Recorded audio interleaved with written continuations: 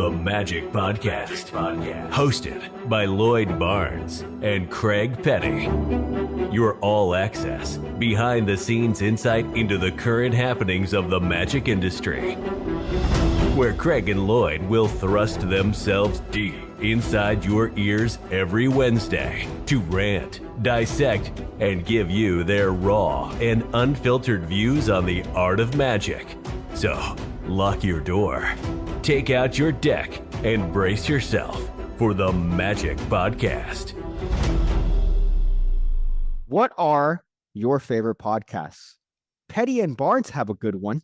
If you could get past the constant fluffering of each other, I could easily get past Lloyd and Craig taking shots at each other. That was fine. Pig Cake just really rubs me the wrong way. Enough that I'm done with the podcast. It has nothing to do with bad language or sexual content. I'm an adult. It's just that Craig and Lloyd are good friends and clearly enjoy taking shots at each other in a lowbrow insult competition, and that's fine. Lloyd telling Craig he looks like a scrotum that had sex with an omelet might not be your sense of humor, but it's just two guys that think that it's funny to describe each other in the least flattering way. And for me, that's what it's about, or that's what it's about. Fuck. Pig Cake just comes off as desperate to be edgy and offensive to get attention. And it makes these comments constantly about his go-to shock. This guy writes like an absolute retard, by the way. I'm sorry. Going.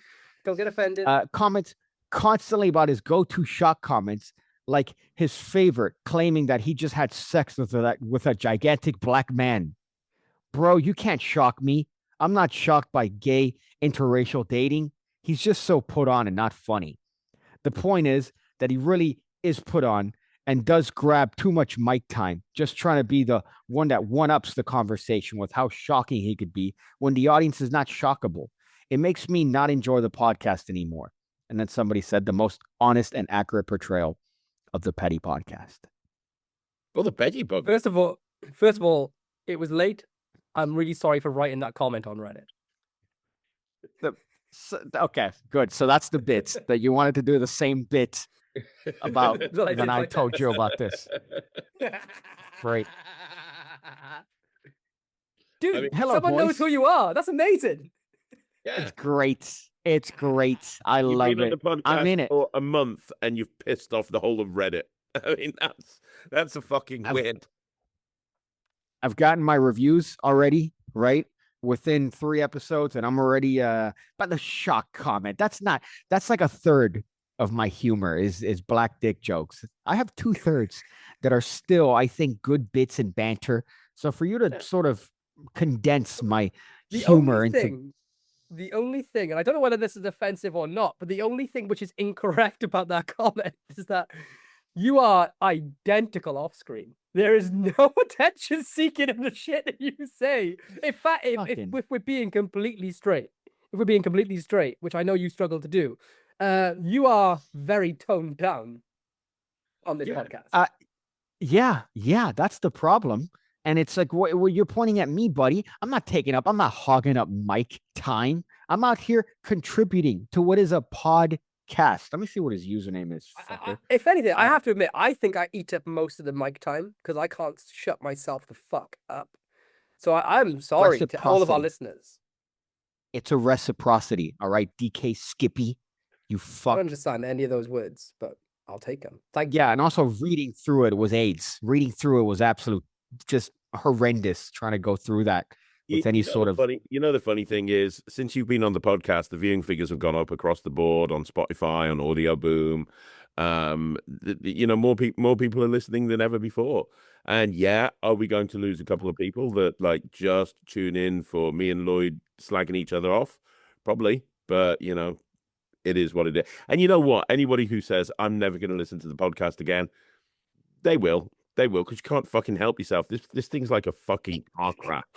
Like when you see a really horrific car crash and you have to slow down to look at it because you need to know. That's listening to this podcast. You have to tune in to see what Craig's going to get sued about this week. It's genital warts. You can get rid of it for a little while, but they're coming back. It's coming back with a vengeance.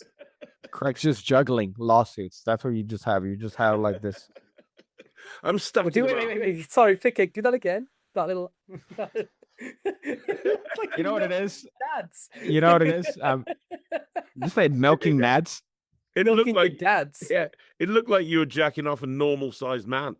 If you've you know what it is? It's the Will Ferrell bit from The Office. If you ever watched past when Steve Carell left in The Office, which is, by the way, the better version, the fucking English one, than whatever bullshit you had it's with not.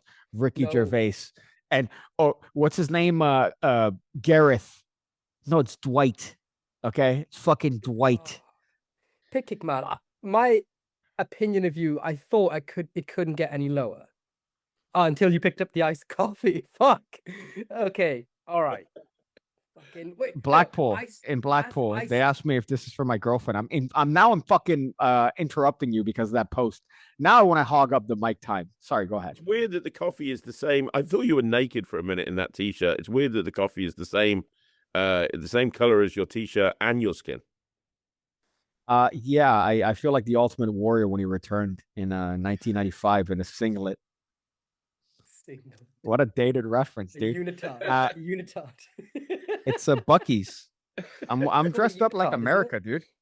Look at that. Bass Pro Shop. I got Buc-ee's. Dude, I'm a fucking billboard for American diabetes, essentially.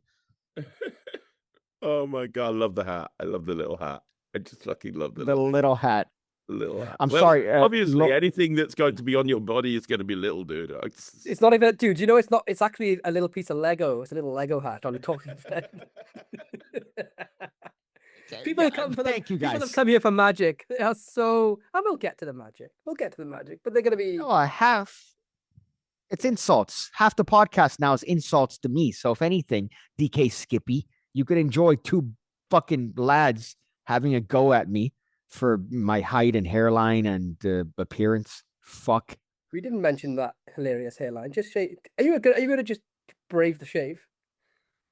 I think once I get the island, so once this starts turning into the island, that's when I'm probably going to shave it. But for now, I'm holding on for dear life until eventually I just Craig myself and then get I'm going to turn into Craig Petty, essentially. You should. Yeah, I'm just going to do like fucking coin tricks and key tricks, and then that's my my move. MO. Coin tricks and key tricks. That's it. Well, everything. Fuck every podcast I mentioned that. Just if you look at any magic store anywhere on the planet, it's just Craig, and it's fucking. I mean, great. It's great. I've been number one creator on Penguin Magic for about a year now on the side banner. I got told by Penguin, and they're fairly sure that they're not going to allow me to run for Creator of the Year again because I've Why won it not? 4 years in a row, and I think they're right. I think I need to give somebody else a turn. I need to just like step down gracefully. I think you should put a trick out under a pseudonym, and then that should be dope. And then that win trick of the Creator of the Year. Yeah, it sounds like a good plan. That sounds like a good plan.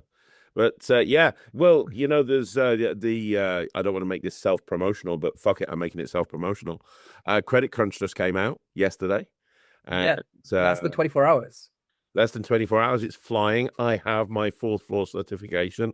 Thank you so much. It also pisses me off that you do the trick better than I do on Kaylee. She just, I watched it this morning and she just like wet her pants. Like it was just. You say she wet her pants. Somebody in who is it in Nabeste in Discord put the captions on in because they couldn't hear the video properly or they were doing something else, and the captions on my performance to Kaylee, it says I don't know if you can read that. Not very well. What does it say? Oh, God. That's so good. I got my. It says, I'm surprised this hasn't made me cry because one of his dicks did. That's the actual captions on YouTube. Because one of his.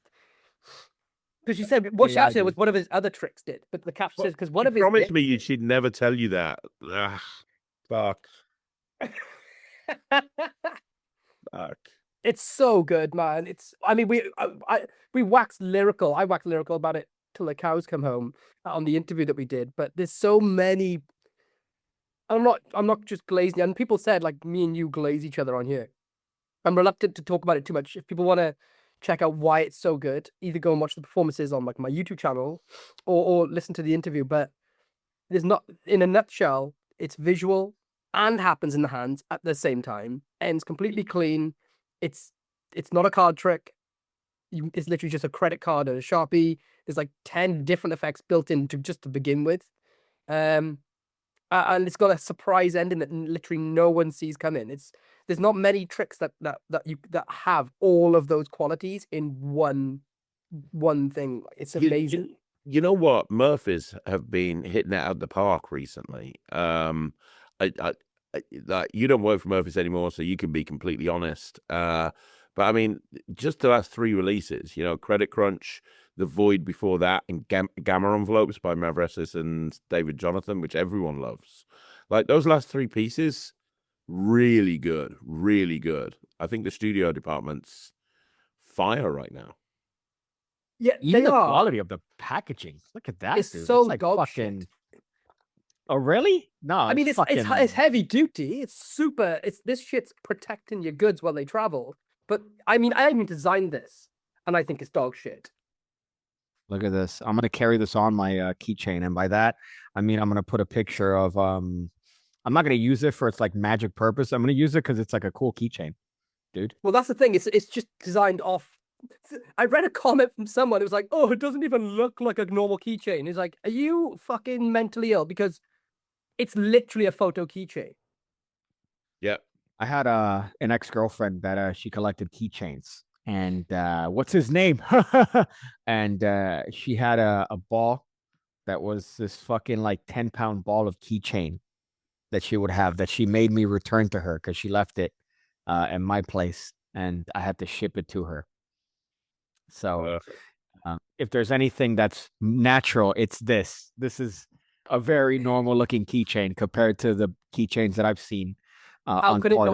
Literally, it's photo ID, it's passport photo size keychain. We literally just looked online for photo keychains. I love it. I think it's great.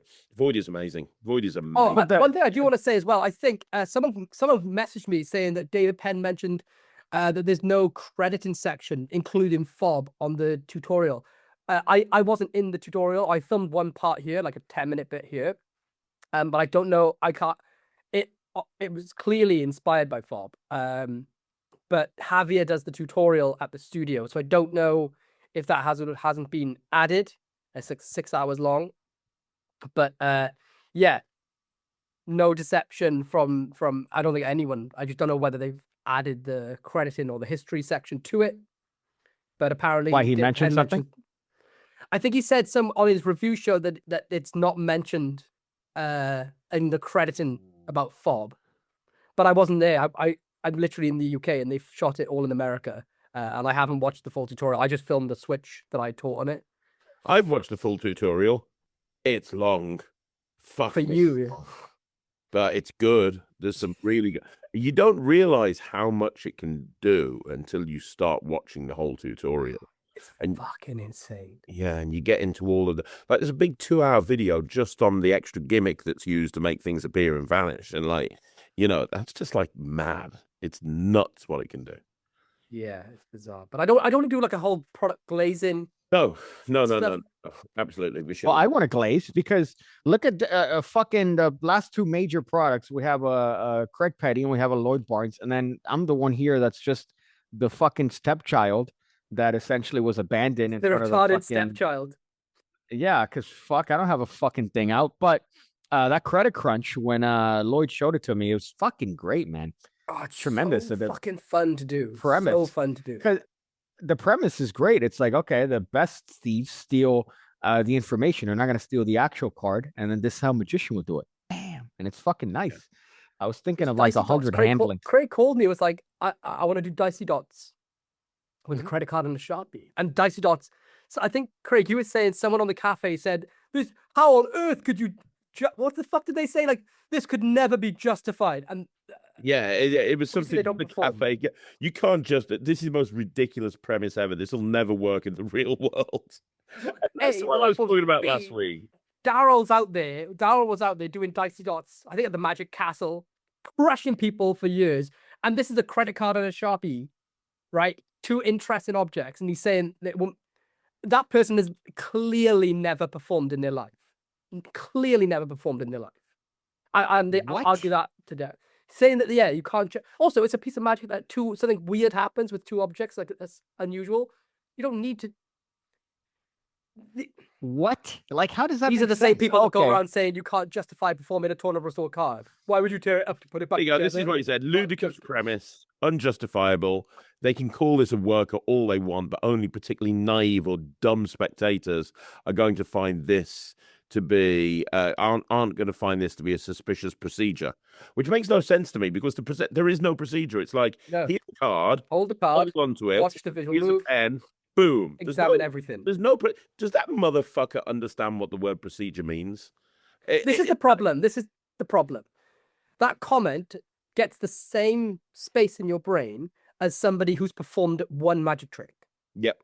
At least one magic trick. Do you know what I mean? Like that comment is written by someone and it takes up enough attention span and is given the same gravitas or the same respect as somebody who has learned what the double lift is and how it works. Yep. It's Yep. fucking Same thing insane. with That's the world we Any live in. trick. But that's magic. That's fucking magic. You take something that doesn't make sense and you show how it's possible, right? You could never obviously, justify the total restored card because why would you put it back together again? You could never justify that. Such a weird procedure. Yeah, Like, That's stupid. stupid. if you think about Oh, justification, if we're honest, most of the shit that we do isn't justifiable. Nothing's justified. Making 8 balls appear, fucking putting balls, taking out 3 cups and putting fucking sponge balls under them, and then making chickens appear under them, like Johnny Ace Palmer. It's so unjust. Why would you even fucking bring out a fucking set of 3? These people are allowed to use cutlery, and these people cross the road on their own sometimes. I'm It's just life, so dude. I'm so fucking done with people coming up with the most retarded mental gymnastics to just find a way of saying they don't like something. If you don't like a trick, say, I don't like Craig or I don't like the trick. Okay, Yeah. cool. Yeah, that's a valid comment, right? If that's a valid opinion. But saying, you can't, like, dude, if you, it's easier to say, I've never done magic before, and I also hate Craig Petty. Do with that what you will. You know what I mean? If that's what they want to really say, but don't try and make shit up. Which, by the way, makes him a way better person than any of us. If he's never done magic and he hates Craig Petty, that's Yeah, immediately that grants should the be the status quo for the majority of the planet, really. seen a woman. That guy's seen a woman naked. We haven't. We're out here worried about fucking gimmicks with voids and Sharpies with numbers on them. Shit. I'm honestly at the point, like, when I read that comment from someone who was like, oh, yeah, because that's not a suspicious looking keychain when it's a fucking photo keychain, cunt. And then some people going, you could never justify using the fucking credit crunch in the real world. I'm honestly at a point where I think this is guerrilla warfare, where they go, I'm gonna write the most retarded comment I can think that obviously doesn't make sense and is a lie, because I know it's gonna end up being featured on the podcast, and that's gonna be my claim to fame. Like, because there's no explanation other than severe learning difficulties as to why they're saying stuff like that. I'm so happy, by the way, for 2 reasons. I'm very happy because ever since I've joined the Magic Podcast with Craig Petty and Lloyd Barnes, ever since I've joined, the use of the word retarded has skyrocketed. It's exponentially multiplied, and it makes me very happy. Butts on us, man. Oh, the R slur, as people call it. People still use the word idiot, moronic, stupid, but then retarded. No, that's too far. No, it's either all or nothing. But the other one is it's the dumbest thing. They say it on TV in The Office, so I didn't think it was a bad word. Like, And you literally, know what? Steve It's a Carell says it big word. in The Office. Is it? Yeah, I didn't know that. Yeah, apparently. Well, I people didn't call know it was the a R bad- slur. Well, Like, shit. Fuck off. Well, I've said that a few times on this. It's literally in The Office, and they say it in, like, Step Brothers. Yeah, but those are older movies. They're not with the modern times. Okay, they're not acquainted with the Did you? Why do I'm still taken aback on the comment. How do you what's the point of that comment? I want that person to come in here and we interview this individual. I've always wanted to do that with somebody that's left like a really I could never shitty, justify snarky 2 comment. rubber bands for Crazy Man's handcuffs. That's fucking Yeah. What do you? Yeah, obviously not. It's too the trick. procedural. And you know what frustrates me? I go out my way to try and get live performance footage. Like on Credit Crunch, I think there's like 20 minutes of live performances over and over again of me doing this and having people freak out. And I do that so that people can see, hey, this is done in the real world. And yet now you have a stupid comment and people haven't seen the live performances. And you have a stupid comment going, oh, only particularly dumb spectators will react to this. Only particularly dumb, Sorry, stupid. yeah. Who is this dude? I was in dude performing- Sacramento. I was in Sacramento, so yeah, they are a bit fucking thick, but they're not Yeah. like that stupid. You know, it's honestly, but who does this person think he's performing for, and who does he think he literally is? Does he think he's a master of magic, like fucking Danny Diotis? And does he think he's fucking Tamariz? Or does he think he's performing to, well, I would say Harvard, but does he think he's performing to people who are actually super intelligent? Yeah, well, the problem is the Craig Petty haters. The first thing that they will say to me is, "Oh, Craig can't take criticism." Craig, anytime somebody says anything negative about Craig's products, that's the thing that people say about me over and over again. I'm fine for people to say they don't like my shit. That's absolutely cool. That's not a problem. But to turn around, like you say, and say, "Oh, this won't work in the real world," when there's 20 minutes of live performances, you stupid fucking cretin. That's what always pisses me off. That's why I always say, slag off the effect and say you don't like it. But it's the mental gymnastics and the lies they have to tell themselves or try to tell other people that pisses me off. Meanwhile, they'll perform a fucking Ace assembly, like just for a group of. Yeah. I'm not saying that it's not possible to present it well, but like they'll perform it unironically and be like, "Well, I'm just gonna make 4 piles of aces, and I'm gonna show you a little demonstration in the strange." Like, I'm going to show you a little trick called McDonald's Aces. They go out. This one's called the Triumph. And you're like, oh, fuck me. Fuck me. Like, you can't educate pork. Do you know what I mean? But honestly, the thing that I feel, the reason why Credit Crunch, it doesn't matter if this was a product or not. The reason why Credit Crunch is so good is because it's unusual, but it uses something they're familiar with. It's visual, happens in hand, and then it's got this really weird kicker ending. And if somebody thinks that's too unjustifiable to an audience, can you imagine the fucking boring shit they do for their crowds? Can you imagine how fucking miserable? These are the people that when you go, have you ever gone to perform magic? And someone says, "Oh, sorry, I don't like magic," or "I fucking hate magicians." It's because the people that are writing comments like that on the cafe are out in the wild performing the shittest, most boring magic you could ever imagine. Comments like that have never performed. You never see a live performance video of them ever. No. For example, I'll give you an actual example, and I can give you this example because he's made a public post about this that you probably haven't seen. A couple of weeks ago on this podcast, we mentioned Gaz Lawrence. Remember Gaz Lawrence? We talked about Gaz, and I had a run-in with him at Blackpool. You know, when we were talking about the unnamed magician, and he was going to pay $1 million or whatever. He's actually left a comment on a review of The Void. Okay. You've got to listen to this. The effect is a gimmick for the sake of a gimmick, in my opinion. It's discrepant and adds nothing, only huge negatives to any other alternative. Sankey's Paperclip is obviously the daddy of all of them, and I thank you for your honesty as ever. It's easy to read between the lines of your review as to what you really think. 4 to 6 hours of any tutorial tells me at least the chore is not great and the trick is not great, and the phrase clutching at straws comes to mind. Most of us want one thing there and have it do it very well, and there are way better options out there than Void. I can name at least 5. Gaz. What's wrong with that? Now, the reason I got this is my way of bringing up Gaz Lawrence. And the reason I want to bring up Gaz Lawrence, there's a reason, because he left a comment on my YouTube channel, and I want to address it. Okay. I want to address it. So let me find the comment. You guys talk for a minute, because I'd like to know if I'm overreacting here, because you might not realize this, but occasionally, very, very occasionally, I have a tendency to overreact. and I fuck off. And I turned to my friends at that point to let me know if I'm overreacting or not. So maybe, just maybe, I'm overreacting. I personally don't think I am, but You could search comments by name, by the way. I don't know if that's going to help you.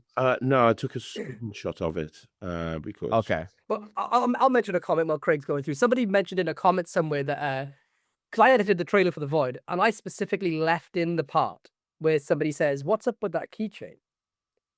Because that's a plus point of The Void. That was an important part that I wanted to keep in the edit, because anyone that's performed magic, whether you do magic with a coin or a deck of cards or any objects, if you kind of want your audience to say, like, not want, but like if you do a trick with a deck of cards and they go, "Hey, what's up with that deck?" Or rather, I should say, then we've all done magic, and your audience have said, "What's up with those cards?" or "What's up with that coin?" or "Let me look at your props, right? Let me look at the cups. Let me look at the balls." That doesn't make someone a bad magician if your audience are interested in what you're doing, right? That's just, it means you're doing magic and probably well. And the reason I left it in the trailer was because there's nothing up with it. They could fully examine it. So I was like, "Oh, fuck yeah." Because it's a keychain. It was a focal point of the effect, which means people are going to be interested in it. And I left it in the trailer because it's like, hell yeah, have at it, because there is nothing up with it. They can't examine it until they're blue in the face. And then somebody called that out as if it was a negative. It was like, what the fuck? It was specifically left in. Have you never done magic before? What the fuck? Bizarre. Oh, and it's also you would think that it'd be a benefit too, even if it's not done, because I imagine that was done at the end of the routine, right? Oh, what's up with that Yeah, but keychain? it's It was, the effect. yeah, but Well, it's even I've seen that that's people how do it you with tiny plunger. You perform something with tiny plunger, they go, "What the fuck is up with this plunger?" And the beautiful thing is, exactly. But you would think that that'd be a positive, because then that's, even if, for example, they, "Hey, what's up with that keychain?" Now you could go into an effect without having to my fucking way ask. of thinking was, because there was people that were like, because there's some really big things like mystery solved and clarity box, which is a different effect, because this is about the keychain. Those are about mystery boxes, like Kennedy ones. And someone was saying, "Oh well, they are." I mean, they're different categories, but those things can't be examined like your Kennedy mystery boxes. Mhm. So and they do look kind of unusual, because this is actually an actual photo keychain, which is normal on your keys. So I was like, when I was editing, I thought, "Oh fuck, I'm so glad that's on camera. I'm gonna leave it in the trailer." Because when someone says, "What's up with that weird wooden box?" which happens, I've seen it. Can I look? And you have to say, like, "No, that's that." So it was like, "Oh fuck, I'm so glad someone's asking about this on camera. I'm leaving it in the So trailer." funny. And Yeah, then somebody shit, tried to make it into a negative. Weird behavior. well, I Love have this comment. Do you guys know Bron Ivy? Didn't she win Children's Entertainer of the She Year? won Family Entertainer of the Year. mean- So, and I was a judge in the Family Entertainer of the Year competition, along with John Kimmons and a bunch of other guys. And her act, and I've been going to the Family Entertainer of the Year at Blackpool every year, watching the act. Bron's act was probably the bravest and the best act that I've ever seen. I've judged a few competitions. I've never had a situation where we deliberated so quickly. Everyone was great in that competition, but we all just went into the room and we all just looked at each other and went, Bron, Bron, Bron, Bron, Bron, Bron, done. It was a clear winner. She didn't go in and do the typical kids entertainer humor. She went in and she was very, very classy. It was a completely different thing. It was a very brave thing to do, because like it's not what you typically see in that competition. It very easily could have fallen on its arse. And yet she blew an entire audience away of magicians and lay people. So I had her on my channel to do an interview to talk about, because she does close-up, she does stage, she does family shows, she does kid shows. And I brought her onto my channel to talk about all of this and what went through her mind when she was entering the competition, some advice on competitions and so on and so forth. And Gaz Lawrence leaves a comment on the interview, and this is what he says, and it's a public comment, so I'm going to read it out. "Lol, what a joke, desperate to the chore. If you think she is a professional magician in any way, shape, or form, it's a disgrace to the word magic. I bet 10,000 hobbyists make more money from magic than this lady will ever do. These awards are given out to whose turn is it next. Craig knows that. Craig knows that. Bron knows that. It's utterly pathetic. Put her in any corporate environment and she'll die on her ass in 10 seconds.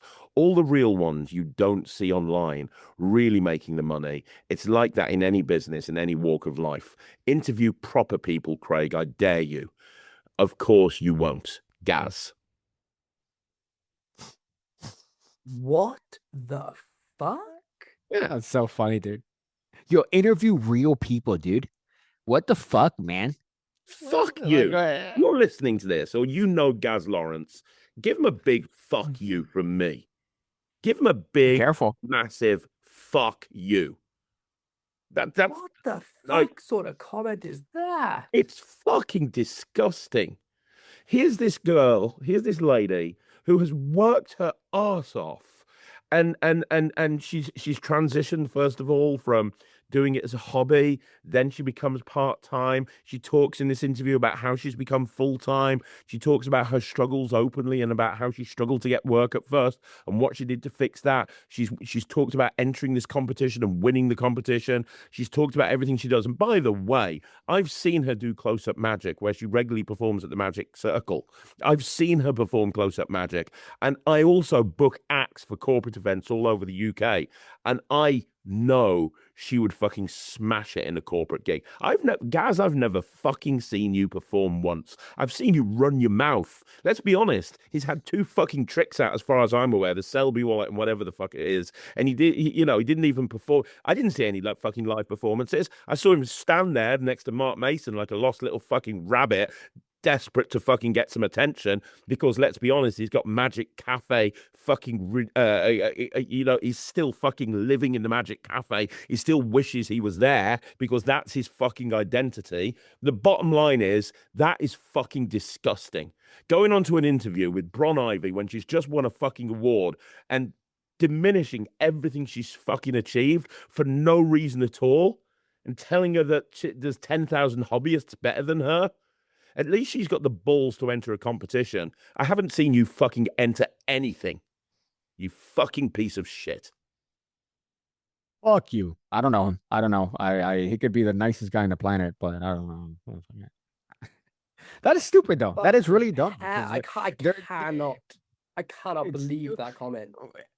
Like, why? Oh, interview somebody better, dude. Every interview, you could get you could get valuable information from the worst interview. So when it comes to somebody So who's you've interviewed actively working, everyone. You've interviewed everyone, the biggest and the smallest creators, the names, the I'm performers. interviewing Reed Ferry tonight. Oh, he's Nice, he's sick, great. man.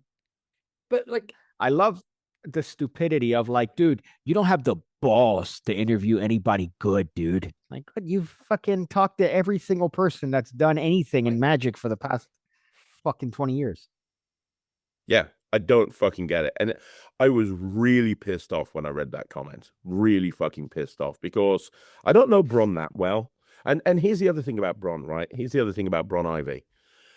I see how much she does for the community. I don't go to the Magic Circle very often, but when I'm there, I see her helping everybody.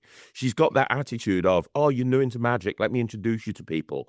She's gone out of her way to walk up to like Ryland and Thea and go, oh, I really love your work. You guys are amazing. She regularly posts on Thea's videos and saying, oh, Thea, you're an inspiration. She doesn't have to do that. I see her posting on other people's posts. She was the first person to comment on Rafferty's golden buzzer. Like, she genuinely cares about Magic and she genuinely cares about lifting people up. And that sort of fucking comment about somebody who's nicer than the majority of the Magic community, including fucking me. I wish I could be more like fucking Bron Ivy. I don't know anything about Bron Ivy other than that she won that award. But I do hear people talk behind closed doors. And I see comments online. And the only stuff I hear about Bron is how good she is as a performer, how amazing her show is. And how good of a human being she is. And I hear that every time her name is brought up, resoundingly. Yep. Yeah, no, but it's just that he just wanted to poke at you. to be to make a comment like that on a fucking YouTube channel, where it's an interview with this person who's given up their time freely. She's got a family, she's got kids, she's given up her time. On my request, I reached out to her and said, please, can I do an interview with you? I'd love you to put across and talk about how you won that competition and the preparation you went into, because I know a lot of people want to enter competitions. You've won it. And she gave a ton of advice that she didn't have to do, gave up her time, and then that fucking comment. It's been the golden ratio of retardation for comments to begin this fucking podcast. I like that we came back with some fervor here. Starting off out here, fucking, yo, pig cake, you fuck. We got Gaz Lawrence shitting. I don't know him, but you don't like him, so fuck him, right? And then retards talking about fucking The Void. Which, granted, again, it's you could say anything you want as long as it's justified. For you to say you don't have the balls to interview somebody good, again, you've interviewed everybody, right? Oh, these tricks don't work. There's video of the trick working. It's not like the premise doesn't work. The premise works because you are a magician. Any premise is fucking retarded, but we make it work because we're magicians. That's the point, right? To bring like a logical argument. This is what I'm saying. I honestly think there's some people out there using this as guerrilla tactics. Be like, right, I know this comment is the most. What is the dumbest fucking vermin scraping the barrel piece of shit comment that I can write? That is obviously so stupid. People are going to question that if I have 2 brain cells, I would be pregnant. I'm going to write that, because that will get me mentioned on the Magic Podcast. Because if I don't do that, I'm irrelevant. There's a greater conspiracy here, right? I think there's a greater conspiracy. I fully believe that there are people that are paid to drive slow so that they create traffic. I believe that. Yeah. I fucking believe it, especially living in Miami, Florida.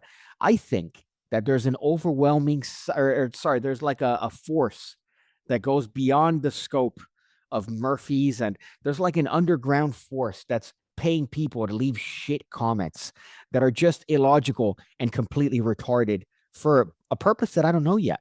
But I'm going to investigate. I'm going to get to the bottom of this because it's happening. The Lord works in mysterious ways. It's all for a higher power. Yeah, I think there's a higher power involved. Talking about like controversy, have you heard about the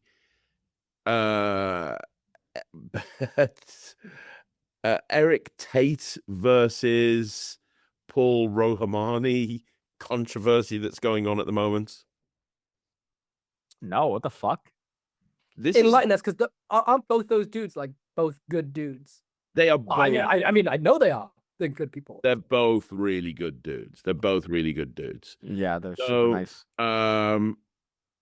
Wait, well, how can there be controversy between those two? They can't. Very, very simply. Have you noticed that? I'm trying to see if can you get a transcript off episode transcript? Okay, here we go. Hang on, let me just do. So basically, transcript share. How do I share the transcript? I can't stop sneezing because I have hay fever.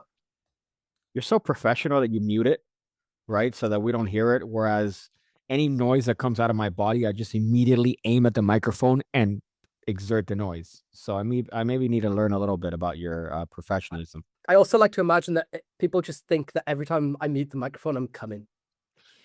Yeah, you couldn't get enough of Gaz Lawrence, so you just spontaneously fucking splooge. Combust. I've pulled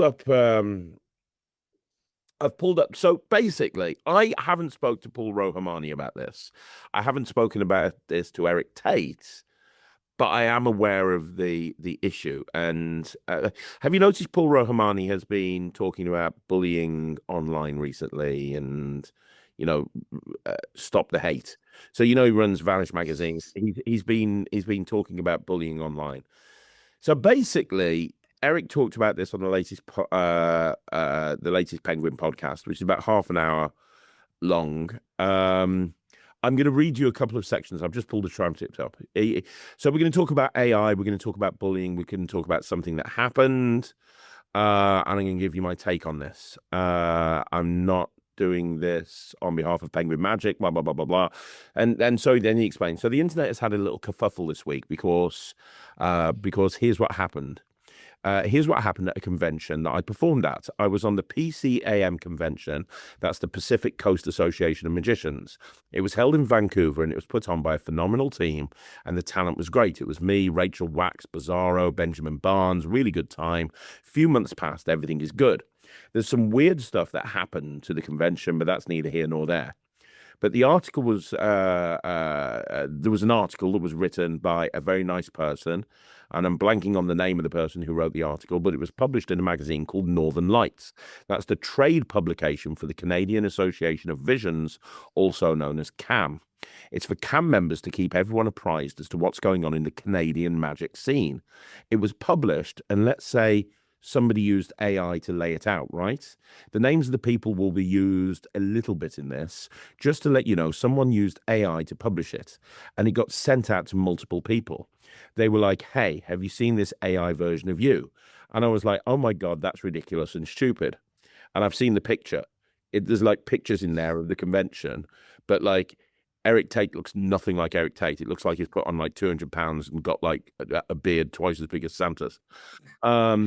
But also I didn't really pay much attention to it. I was happy the article was written. It was also a very flattering article. It was very positive about my performance and the performance of others and the convention as a whole.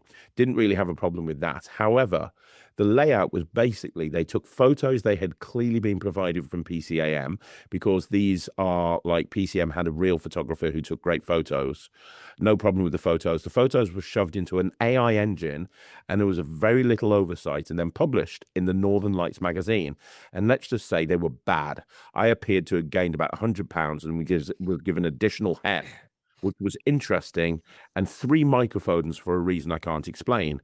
A young woman on the show had the shape of her nose altered, the shape of her body altered, and her wedding ring removed, which is obviously awful. Other performers and attendees at the convention were visibly altered in very terrible ways. And then, in general, it was just bad, and it was bad execution of AI and what happened. So I was largely going to ignore it because the article was very positive, and I was going to ignore it. I was just going to move on with my life privately myself. And one of the other performers were like, "This is stupid and awful and terrible," but we were not going to deal with it. But then people started posting screenshots of it, and there was backlash, which was resulted in, I believe, the article was taken down and the magazine was pulled. Well, it was after it was published, and then there was a response from the Canadian Association of Magicians. I'm going to read this to you. This is a public post that was on Facebook. And then he says, we're going to discuss the response, and then we can discuss AI and bullying, because he's got some things. And it's taken, but this is sort of taken on a life of its own, and people are doing things and saying things, and I feel like, as somebody who was part of it, I should address it. So here we go. This was posted on May the 28th on the Canadian Association of Magicians Facebook page. A note from the CAM board regarding the May issue of the Northern Peaks. Dear CAM members, we have received or heard feedback regarding the use of AI-generated imagery in the May issue of Northern Peaks. First and foremost, we want to apologize for the execution. As a national organization, our goal is to celebrate, document, and respect the real achievements of Canadian magic community. We understand that seeing yourself or your friends altered by AI filtering feels alienated, and we take full responsibility for the lack of editorial board oversight. However, we also need to have a transparent and honest conversation with our membership about the reality of running CAM. It operates entirely on volunteer time. Our longtime editor, Paul Rohamani, was faced with an incredibly tight production window, complicated by a sudden severe family medical emergency in the exact day of layout. Operating under strict time constraints and trying to navigate the complexities and complex legalities of photo permissions and performer identifications, he utilized AI treatments to transform the images into graphic interpretations to avoid legal misrepresentation. While the execution missed the mark, we are deeply saddened by the level of toxicity and cyberbullying and personal attacks directed to a volunteer who's given 8 years of his life and the resources to keep Canadian magic alive without asking for a single cent or membership fee or reimbursement in return. As a result of this hostility, Paul's made the decision to step down. The harsh reality is, for many years, the harsh reality is Northern Peaks has been a one-man show. Despite multiple requests for articles, contributions, and editorial assistance over the years, no members offered to help. Material routinely arrived at the last minute, yet the expectation was always for a flawless professional product. It's disheartening that it takes a misstep from some of our membership to engage, while calls for everyday assistance and collaboration go completely ignored. Furthermore, we must address this glaring hypocrisy. While some members have expressed outrage over the ethics of AI, we have discovered that multiple individuals have been illegally downloading, stealing, and publicly circulating these issues of Northern Peaks outside our membership. The magazine is proprietary, paid benefit entirely for CAM members. To see members breach this ethics, blah, blah, blah, blah, blah, blah, blah, blah, blah. And it goes on and on and on. And then it comes back and says, Eric then addresses everything and gets kind of really quite annoyed about a lot of stuff to do with all of that. And he says briefly, that's not an apology, right? The only part of the apology is the beginning bit. And then goes on about how AI, and he talks about AI. And so basically this whole story is people got really, really annoyed that the article completely changed the face of everybody. And I think a lot of people piled onto Paul Rohamani about it. And so he's now going on a cyberbullying campaign because of it. Eric's kind of annoyed that it misses the most important point, which is, if it's a magazine, regardless of how big or small the magazine is, there shouldn't be AI images that completely change someone's face, including the magazine.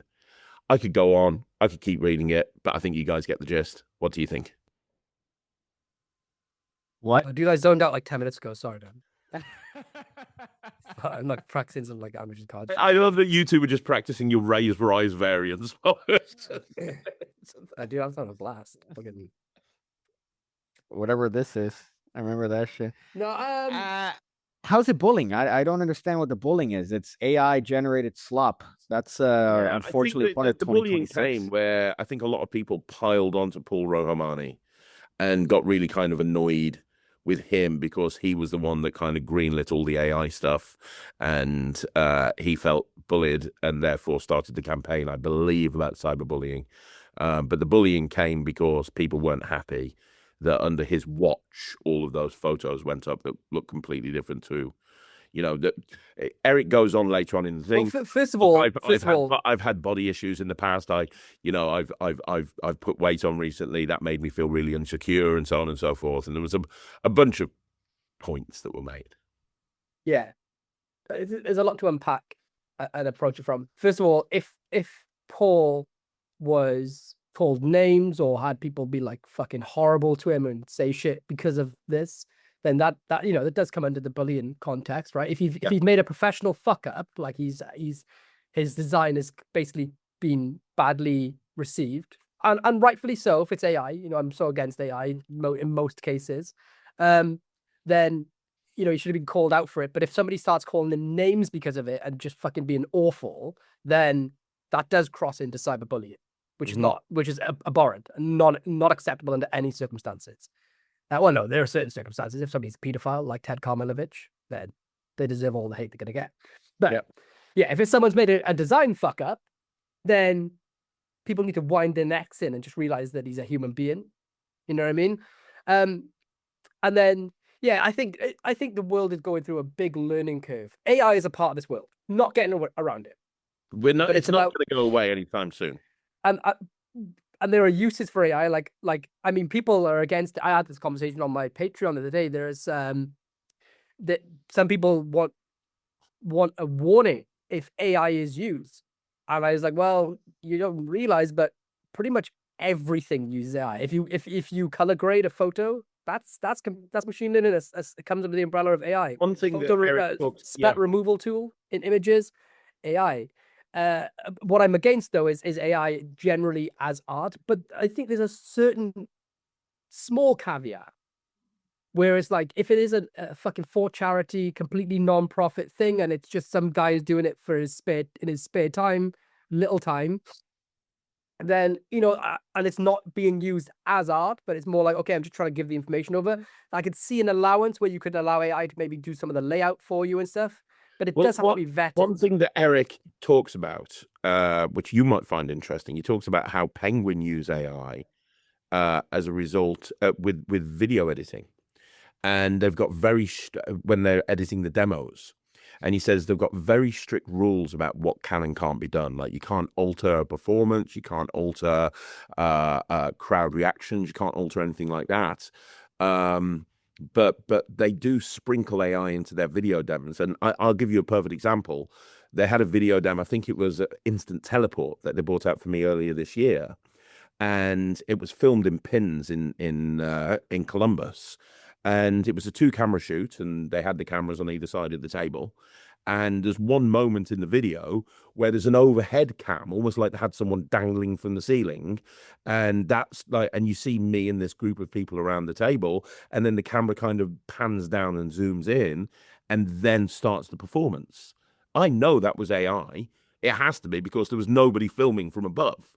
But a cool little transition shot to make it interesting. That's fine. Yeah, exactly. And that's what they're using AI for. Well, I mean, well, that's the thing. People don't realize that when you have transitions or little edits, like in that context, people are against AI, and they're seeing it in their day-to-day life in a multitude of different facets, and they're completely unaware, and they wouldn't believe it if you pointed it out.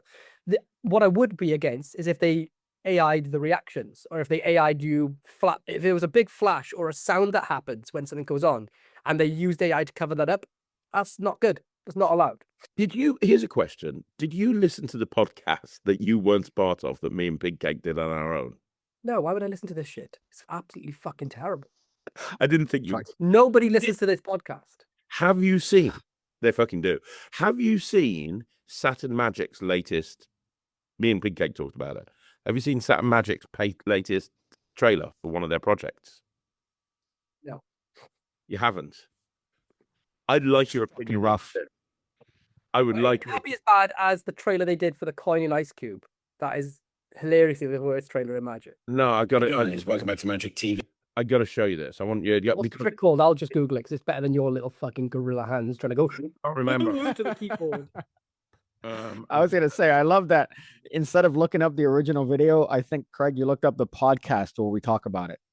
Yeah, am I right? Yeah, I did do that. Yeah, I'm an idiot. What's the trick called? I can't remember the name of it. That's why I'm trying to find it. It's a book test. So if you look up Saturn Magic book test, I think it's one of the more recent ones. Okay. I've got it here. Facsimile 2.0. I've got it here. I can't spell facsimile.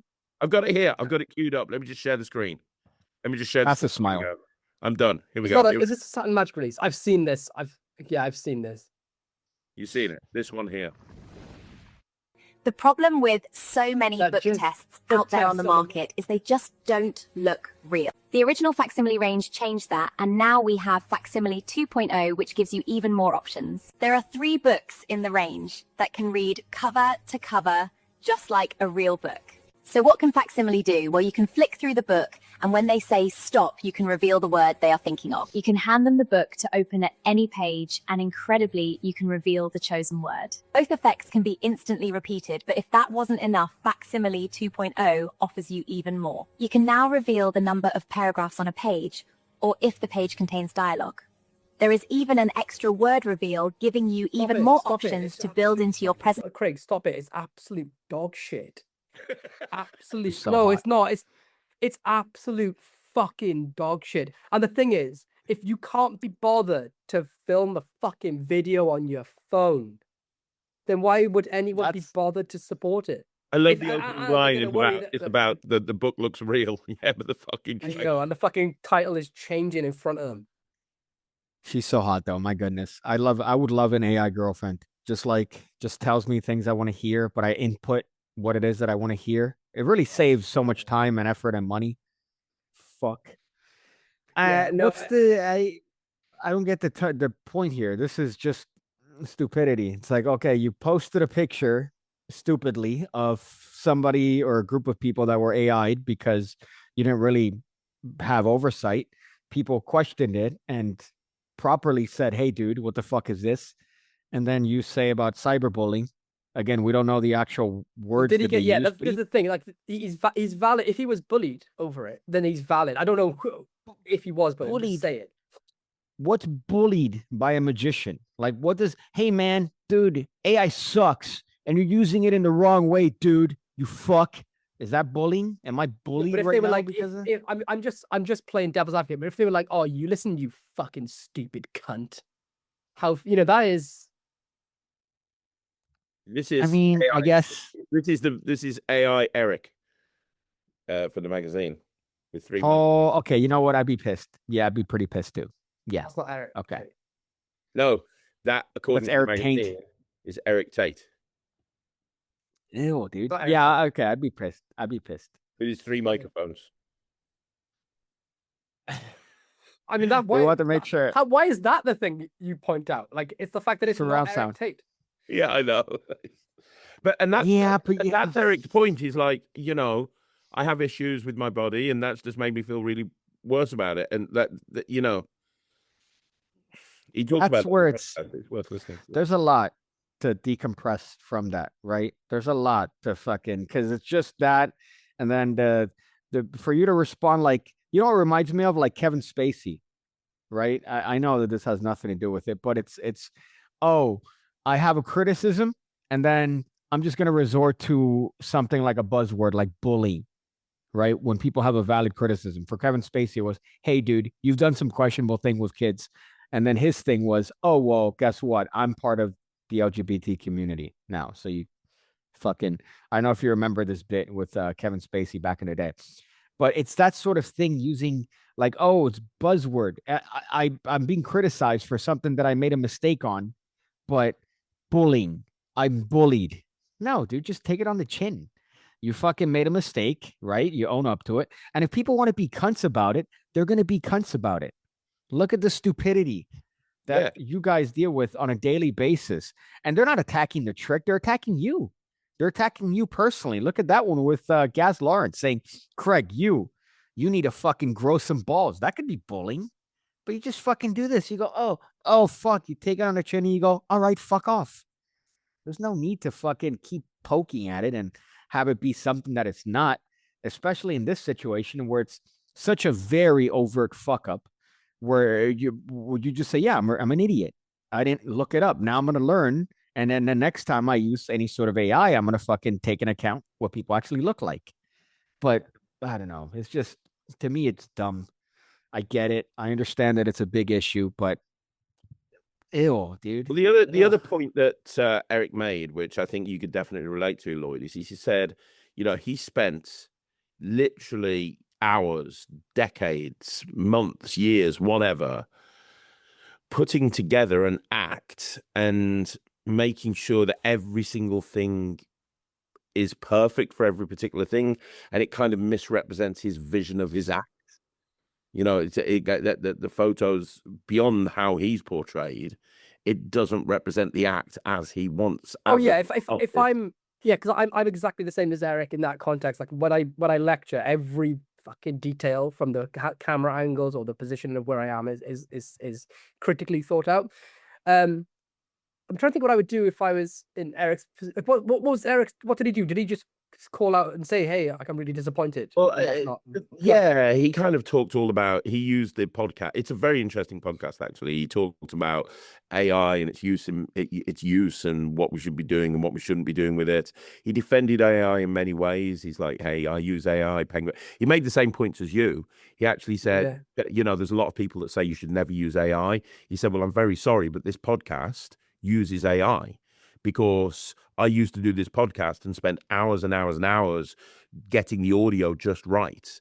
And now it takes a fraction of the time because I can run it through software. For the last however many years people have been listening to this, we've been using Adobe Podcast to clean up the audio. Yeah. And that is very much AI. So I don't know if people listen to this being like against AI, but you've been listening to cleaned up audio, and it's not just machine, actually AI processing that we've been using to clear up the audio issues we've been having, because you won't get a fucking microphone, you can't. So absolute fucking apathy. So yeah, that's what I mean. Like the AI is, you're not escaping it. You are absolutely not escaping it. And if you either adapt or die, but there are ethical ways to use AI. And I think that's the learning curve that a lot of magicians and humans are going to have to go through. And some people are it's going to be a trial by fire, like this case.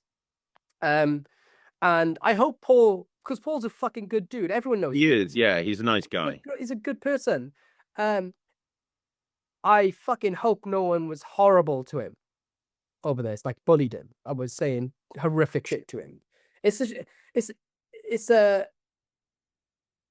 What can you say in this context? That's horrific. What could you say? No, but some Like, people even might. if they That's call what I'm him a saying. If he's cunt. saying that he was bullied over it, I can't imagine he was. I'm not saying. I don't think Eric would have. I can imagine that you get these loyal, silent supporters in places that just take up the fucking charge for people on someone else's behalf and get offended on behalf of other people. I imagine that's what's happened. Someone's gone, "Hey, Eric's a fucking amazing human being, and he's made a photo that doesn't look like my friend Eric. Therefore, I'm going to attack him." I could very easily, because I've seen it happen. I can very easily imagine that's what's taken place, and that's why it's turned from one argument or one issue into something completely different, which is the cyberbullying issue. Which, if that's the case, then Paul's in the right on that to call it out. But as one of those things, I don't know the full facts of the story. Personally, I would have reached out and be like, "Yo, that's not me in the photo. Whip it off, get rid of it immediately." And Who the fuck is that? Who the fuck is that, dude? Just this guy that's the fuck fucking is like that guy? with the little hair and then the beard and the microphone. I love because it's like it's such an AI thing to add unnecessary and these stupid details that it's just like, oh yeah, this is just normal. What? No, everybody has a fucking pocket knife attached to their face. 3 pocket knives to use as a microphone. Because AI, it's just so fucked too. It's the dumbest argument is you could tell if somebody's profoundly low IQ if they go, nah, fuck AI. What do you mean? It's essentially crowdsourced, but it's regurgitated and done for you. That's all it is. So it's the same as if, for example, for the audio for this podcast, it's the same as if you spend, I don't know, an hour tinkering on it. Or you could just drag it through a program that somebody's already made using essentially what is the best crowdsourced audio settings, and then it does it for you. And you could adjust and tweak the settings. There's a downside because you don't have as much control over it, which is why you could still do it yourself and have all the control you want. But why not run it through this thing? You verify afterwards, right? It'd be the same in this podcast if you run it through Adobe. And then maybe Lloyd or me or anybody missays a word and AI maybe uses a different word in its place. And then somebody bitches and moans and calls you a goat fucker because of it. Like it's just fucking whatever. Just, okay, I made a mistake. Move on. Yeah. What can Paul do? He takes the picture down, makes an apology, and then that's it. But I don't know, just to say I've been bullied. If you hide criticism as bully, that's when I fucking have a problem. When somebody's like, okay, here's a criticism that's valid. Well, I'm being bullied. It's a criticism. Now, again, you don't know specifically about what people are saying, but what can they say in this scenario? What can they say? Right? Oh, you're wrong. You're an idiot for using AI. Okay. All right. That's your opinion. Yeah. The fuck? I don't know. So to sum it up, then, well, are those guys cool? I hope they're friends. Like, are they sounds with each other? I think they are. I think that there's a lot of back and forth. If you go on Eric's Facebook, where he posted the link to the podcast, you can see a lot of on whose Facebook? Eric Tates. Eric Tates. He posted a link to his podcast, and there's a lot of people. There's a lot of people making going back and forth points. Yeah. The individual who seems to think they're being bullied for what is rather mild criticism of their use of AI in an article is rather notorious for using AI as an online presence. I'm surprised they haven't been called out about it earlier. I certainly agree with your point in the podcast that using it as a tool to help with various aspects of production is an appropriate use, especially with the caveat that people do their due diligence, making sure what's being outputted doesn't depict anything that misrepresents anyone. And double E and representation can be harmful. However, it's frustrating to see so many people in the Magic community half-ass things and hide behind the shield of I'm being bullied when they are called out or claim people who are criticizing them are against progress. In the last year, I've seen this individual post various videos of fake magic being performed in fake locations with fake reactions. Is this progress? If so, what's the point of magicians existing? If we can generate a fake Got Talent audition, then what's the point in performing to real people? If this is what some people think progress is, then these people need to be bullied more. Wow.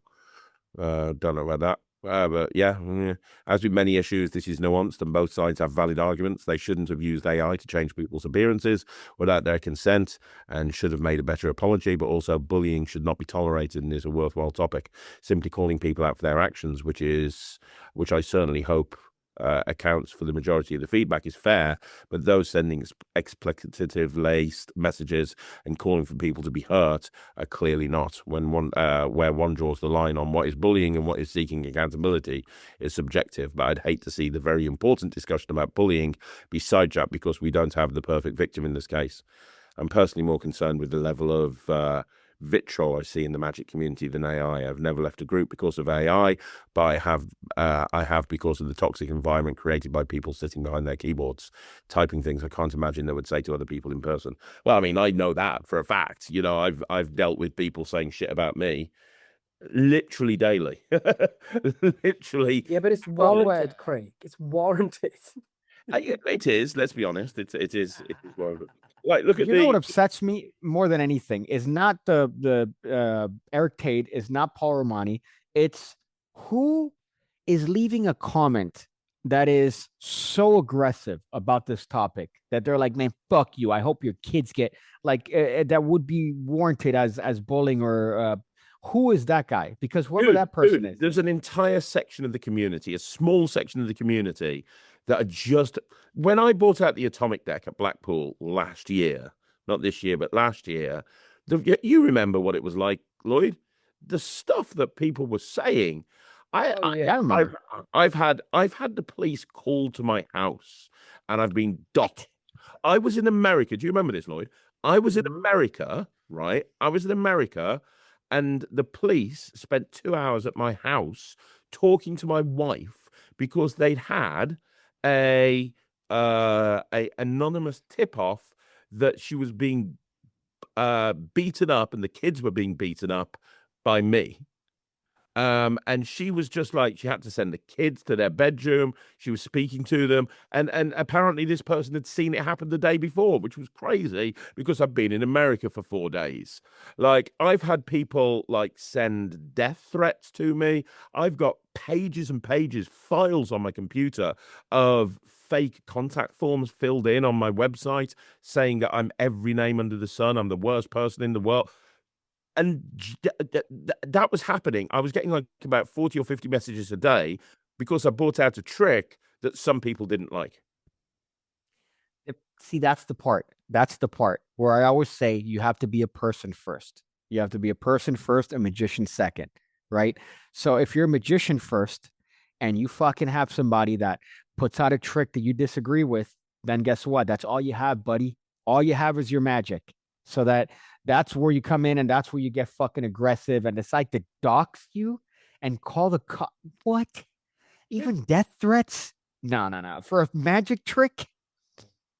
That's the dumbest shit in the planet. How little do you have to live for in your life that you're fucking doing death threats because you disagree on the premise of a magic trick?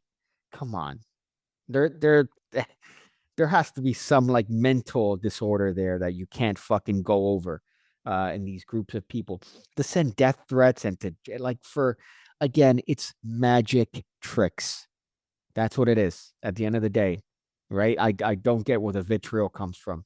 Just, the thing is, I don't know, have a smoothie. Because everyone's the hero of their own story. And sometimes when I can understand the anger that it can build up, right? But fuck. You got someone like Craig or me, right? I've been involved in big dramas in the past who have a big platform. And it means that when we do something that causes a stir, that it gets, tens of thousands of people listening and watching and getting involved. And then someone brings themselves to the forefront, they make a big point, and then in our cases at least, they get shot down and embarrassed because they're wrong on the times they're wrong. That is not a good experience for someone to go through. To be publicly called out and then point out how dumb they look, or some of the fucking, no one likes being called out to be a liar, and both me and Craig have done that publicly to people with receipts, and it's fucking awful. I can imagine it'd be awful to be on the receiving end of that, even if you are the one that's caused it all. And that's when it goes from that doesn't matter what you're talking about then, right? It doesn't matter if it's magic tricks or to the person that's been rightfully I got it. You know what I mean? it. I'm not trying to justify why there's death threats, but I'm trying to humanize these people, really, if I'm being completely straight with you, because You can't. we have been through this. Nothing will ever justify the stuff that Craig's gone through. You've been accused of being a fucking pedophile because you were following Alibaba pages, and your bots were following random shit, and some of them happened to be adult swimsuit models on the thousands of people the bots following. So you were accused of being a pedophile. You've had death threats. You've had the police call to your house. I've heard the death threats come over the phone when we were doing a video once. I've had my wife's tires slashed twice.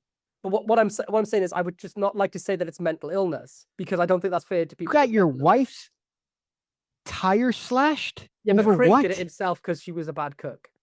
Well, Okay. I'm kidding. But what I'm saying is, I don't want to pin this on mental illness, because I don't think that's fair to people who do have mental illness. I think what I'm saying is that these people are getting embarrassed, or they've been proven to be liars on a public platform, and it's driven them to acts of minor insanity. And Yeah. I just think these people are wankers. They're not mentally ill. I just think they're cunts. And they can't take fucking, like, when I fucked up and when Craig fucked up, because I'm talking about the perspective of what the times we've embarrassed people for telling lies. I've also fucked up, and when I do it, instead of attacking people or calling death threats or accusing them of being anything other than what they are, I just say, fuck, man, I'm really sorry. You know what? Exactly. And I think that's the important thing. Everybody makes a mistake. Is how you deal with it. Like, everybody and their fucking mother, even fucking almost 20 years removed, whenever they get into an argument with me, the first thing they'll bring up is red. Taking a shot. Take a shot. Right. That's the first thing they'll fucking bring up from 20 years ago. What they don't remember from 20 years ago is the second that it happened, we pulled it from from Murphy's. We took every single unit off the shelves. We burnt it. We reached out to the people who had the rights to New Wave Prediction, and we gave them a big sum of cash to make things right. And I went on and publicly apologized, and then left the Magic community for a decade. I was gonna say, yeah, you were gone for like ever. Yeah. What you Like, didn't do was leave vile comments, start bullying people, make death threats, call people pedos. Because Like, that is shit. you know why? Sorry, When you have a name in this community, and I mean, obviously, in the grander scheme of things, nobody knows who I am. But don't forget, Magic is a niche community, and if you lecture and you release content and you release magic tricks, you are a limited you're a limited purpose public figure in the Magic community. Whether you like people to believe that you are or not, you are. Yourself on the power pet and your products in the hands of the people, it means you're a public limited figure. Yeah, exactly. Yeah. In a court of law in California, at least. Yeah, absolutely, you'd be a public lawyer. And here's the thing: when you are, you're responsible for your actions. So, like, when I screwed up, I wanted to make it right, and I think that's what you've got to do. But they slashed your wife's tires. Was this related to Magic? Yeah, No, she's just terrible at parking. it was. Yeah, it was really. I Magic, joke, yeah. but it was yeah. Yeah, look, mate, I went through some shit with the Atomic Deck. I went through some crazy shit. I had this freaks her out. We had an envelope hand delivered through our door with a picture in it of somebody who took a picture from the day before of Ryland walking to school, telling me to pull the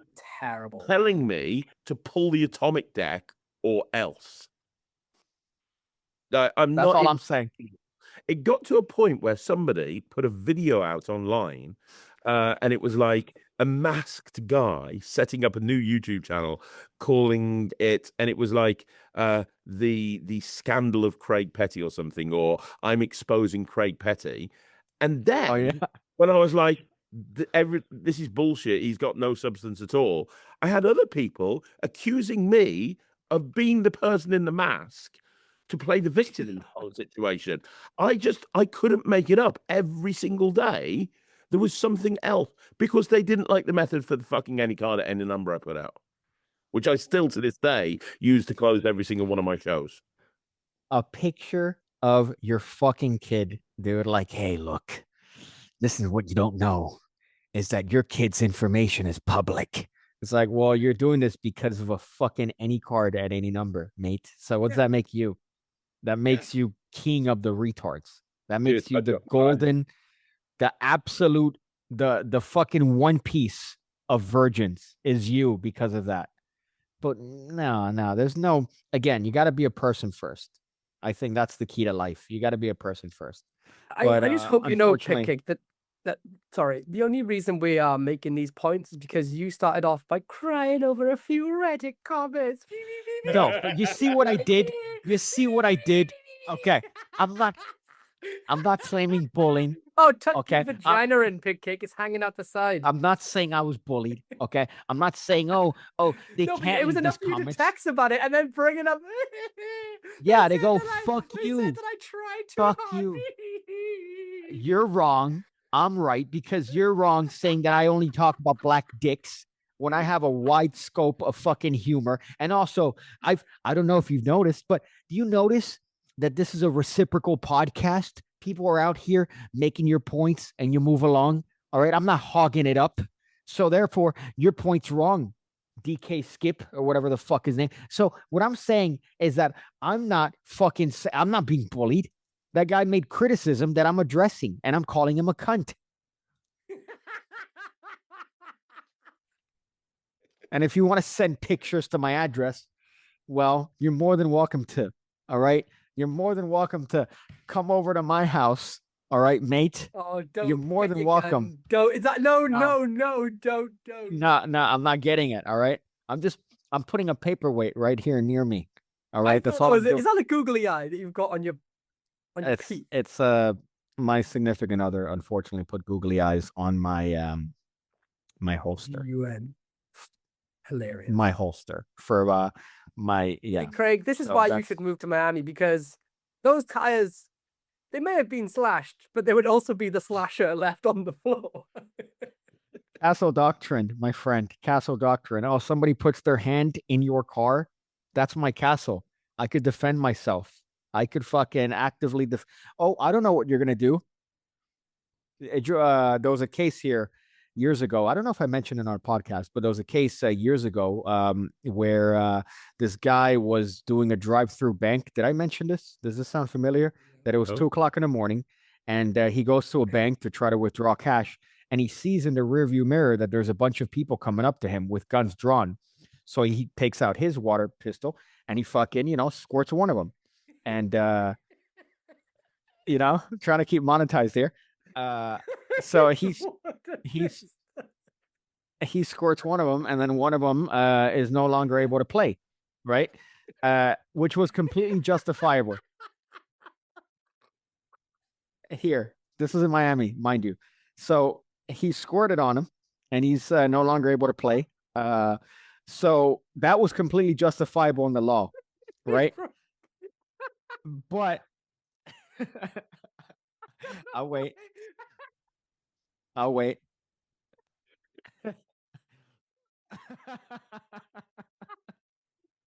No.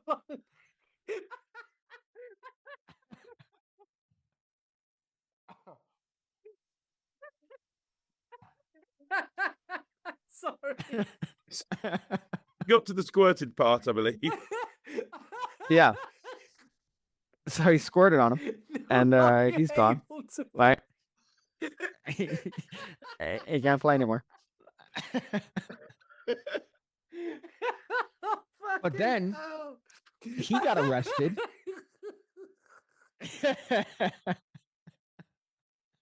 Oh. Can I finish this fun story, please? Go for it. I don't give a fuck about the story, man. So, he got arrested because he came back. The guy drove back around and squirted him some more with the water pistol after he was done playing. So he got arrested and did jail time for that, but not for killing, but for playing with someone after. Stick with the analogy, he was put in timeout. Yeah, after he was put in timeout, he squirted on him some more, and then he got arrested for that. I don't know why that fucking snapped me. Because in your head, you're picturing this like cuteness. No, yeah, he's no longer able to play. Oh, fucking hell. That's great, dude. The good thing is that I can laugh like that without disrupting the podcast because no one listens to this shit. Fuck. That's great. Oh man. If you want to, But I was. Oh, go. The reason I brought that up, by the way, is because that's the difference between living over there and living over here. That's a thing that happens here. Yeah, we use glass as a verb in this country. But is that everywhere in America? No. It's only a couple states that But use I that. would imagine that sort of shit happening in like the Midwest. It's also nice and sunny. I think it would happen exclusively in the Midwest because Midwest is very lax on their water pistol. Whereas, for example, major places like California and New York, that's where the ones that are a little bit iffy when it comes to the Wild West. But Florida is the Wild West, mate. Florida's the Wild West. But it's funny because the guy got arrested not for, squirting, but he got arrested for squirting too much after the game was over. The hide and seek game was over. And he decided to, take up his leftover frustrations on this person that was no longer in the game. Wow. Yeah. So And a long-winded thing from slashing your tires, but stupid for a Oh, magic God, trick. So Fucking fucking magic funny, trick. man. And we have killed Lloyd. Well, what else are we going to talk about then, guys? We've gone over the same shit that we do every week. We talk shit about thick people in comments section. That's kind of our USP.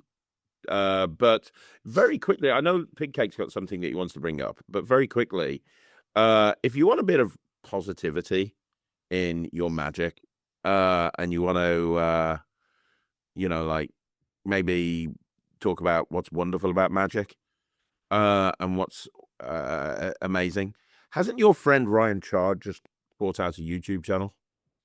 Yeah, called Our Magic Community, and it's really good. And he talks about the good stuff in the community. Yeah. So if someone wants a break from this fucking miserable hellhole, go to his channel called Our Magic. I think it's called Our Magic Community. Yeah, they've just. I think he's just posted I haven't seen it yet, but he's just posted a chat with Rich Relish. Gentleman's I think he's going to come knocking for you because episode 1 was Lord Harry, episode 2 was Rich Relish. I'm telling you right now, he's doing the South Wales run. He's doing the South Wales run. Next one's going to have to be Lloyd Barnes, right? He's coming for you. Oh, Craig. they're all You're his Mount Rushmore. they're all Welsh. Is that I didn't know Lord Harry was Welsh. Yeah. Well, I don't think he is. No, but he lives in. He's half German. We don't want him. We don't want him. I think he's from Hereford. I know he grew up in Germany. That's why he could speak German when he was at that convention with me. What Yeah, a fucking character that guy is. He's fucking great. Oh, he's madder than a bottle of crisps. He's on his own. Yeah, he's I nuts. told you when I was hammered and hugged Markobi instead of him because I was drunk, right? No. Did I tell you about but the that's Mark amazing. Kobe condom I found in my pocket? Yeah, I think that's why you brought that up. And then I could have sworn that I mentioned that in Blackpool I was talking to Lord Harry forever. We met and we just chatted about magic. And then the next day I was hammered going through the dealer hall and I saw Markobi and I thought that Markobi was Lord Harry. So I hugged him and Markobi goes, "Who the fuck?" Like, what the fuck? Like pushes me away. And I'm like, what the? And then I realized, oh wait, that's not him. That's not Lord Harry. And then fucking. So I Lord- just typed. yeah. I was looking for the photo of the condom from Mark Kobe in my photos. So I've typed in Mark Kobe into my Apple search, and that's the picture that comes up for Mark Kobe. That's the cannibal guy who's been eating testicles in the news that I think looks like Craig, Roddy McGee and and Craig. it comes up as Mark Kobe. Where's the picture of the condom that I had? I left my coat somewhere, and it was given back to me like 3 hours later.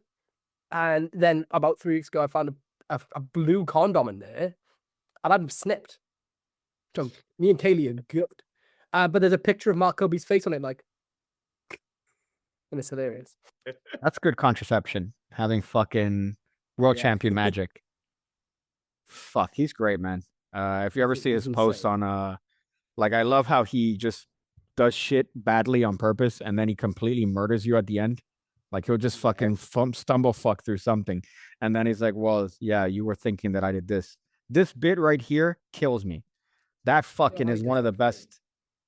So good, man. Fucking A. Fuck you for being so good. What was it you were going I to bring told up? him.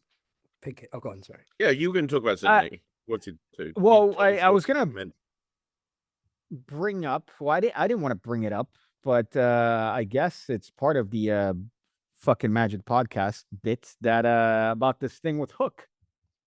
That your boy Jay Adam, Justin Miller. Can you what's going on? Explain the sitch. Give us the down low for anybody who hasn't got a clue what Hook is, what the developments are, and what's happened. The fucking down low, dude. Give us the down low, yo. You know, you sound like Jay Sankey in fucking 2026 with tattoos and like a hat like this. Yep. Yo. So Eric Ross Hello, came out with fellow Hook gangsters. Yeah, what's up, fellow children? Hi. So By the way- Eric Ross by the came way- out with By the way, just on that subject, if I ever get to the point that I'm releasing so much magic that I become Jade Sankey, you got to promise me, Big Cake, you'll take me out back and all yell me. wow. Get Well, the I strap. mean, it's you have to Get the strap. Well, let me just Great. what was I gonna say? Oh yeah, so Hook, right? Hook classic trick. I actually have one right there. I have mine. I found it right there the other day looking through my shit. And Eric Roth had come out with it years ago. And now what happened is Matt Johnson, who's a lad. Matt Johnson is the great guy. We're having I had breakfast Simon with Geezer. him and Peter. Oh you shit. dropped the name. there, you Oh, dropped the name okay. there. I see what's happening now. I see what's happening. Okay. All right. Oh, let's move. When I'm fucking talking now and you got Craig doing magic tricks, you got Lloyd doing magic. Is this what it felt like before when you were talking about the fucking bullying? Yeah. Case in point, Matt Johnson came out with a variation of Hook that it's not supported by Eric Ross. And it's what Matt Johnson claims is a improvement upon the method. He says that he doesn't explain Hook. You need to buy Hook in order to understand his take. And a lot of people have had an issue with that. So that was the point. Hang And on. one person in particular- Hang on. I don't really know much about this. So Hook Yeah. was released by Eric Ross, right? Is it Eric Ross? Yeah. And it's the fish hook in the mouth thing. Yes, that Uh, every single person and their aunt has done for the past 10 years. Yes, I've Essentially. seen it on BGT. Even Dynamo did it on a recent special. And it's Eric Ross's original creation. Yeah. Yeah. Yeah, and I'm pretty sure Penguin have got the rights to it now because they re-released it with all the P3 packaging and everything. So I'm pretty sure Penguin have got the rights to it. I'm pretty sure they have. Okay. I remember Dynamo, didn't he do a version of it with motorbikes on Dynamo is Dead? When he, Yeah, something like- yeah. Yeah, I think that's so funny. Yeah, Hook, $24. Fuck. What a trip Yeah, that's it's a been. steal. The proper string that Eric uses. Yeah, so it's on Penguin Magic. It's a phenomenal effect. And I literally know hundreds of magicians that use this in their working sets. Yeah. It's a modern classic for sure. And you'd think it's such a simple thing too. It's a wonderful premise. The moment you stick the hook in your mouth, people are already engaged without you having to do anything. But there's controversy because Matt Johnson essentially did not have permission. According to Yeah, the so Justin he's Miller released. post. Hang on a minute. I'm He asked for late to permission. the game here. Is he? So he's released Hook. He's released Hook. He's released his take on Hook. Right. So Right. his So what's variation. What's the difference? What's the the difference problem? is it's well, the problem, I'll get into that. But so what Matt Johnson has added is that if you know anything about the method of Hook, right? Yep. I do. You can't really show the bit. You sort of go, hey, look, it's the last one that's on it, and then you move on, and then that's the trick. Whereas in Matt's version, he has it that he could show the knot, that there's a knot directly tied to the actual string that wasn't picked, right? Which he does in I believe his cruise show. So that's what he added, and he added other little bits and subtleties. And he changed the hook. Is it a different method? I don't know the method, but I don't think so because he says that you need to have Hook in order to know and appreciate his method or his. So has he added a convincer? He's added a convincer. Yes. Okay. Right. Okay. Yeah. So it's added a convincer to the trick, but the method remains the same. I believe so, and he's selling it for $100. Did he get permission? Hang on. Just let me get this clear in my head because I'm trying to understand this. So Hook is now like $26 on Penguin Magic. When it first came out, it was like $300 or something, wasn't it? Yeah. But now Which was a bit.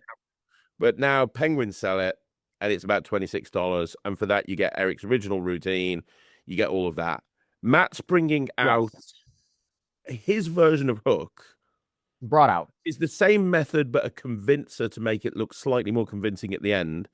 I don't know whether that's needed or not because people have been doing it for 10 years the original way and it's been fine. But you know, convincers all cool. We adapt, we evolve, things get better and better and better. I'm cool with that.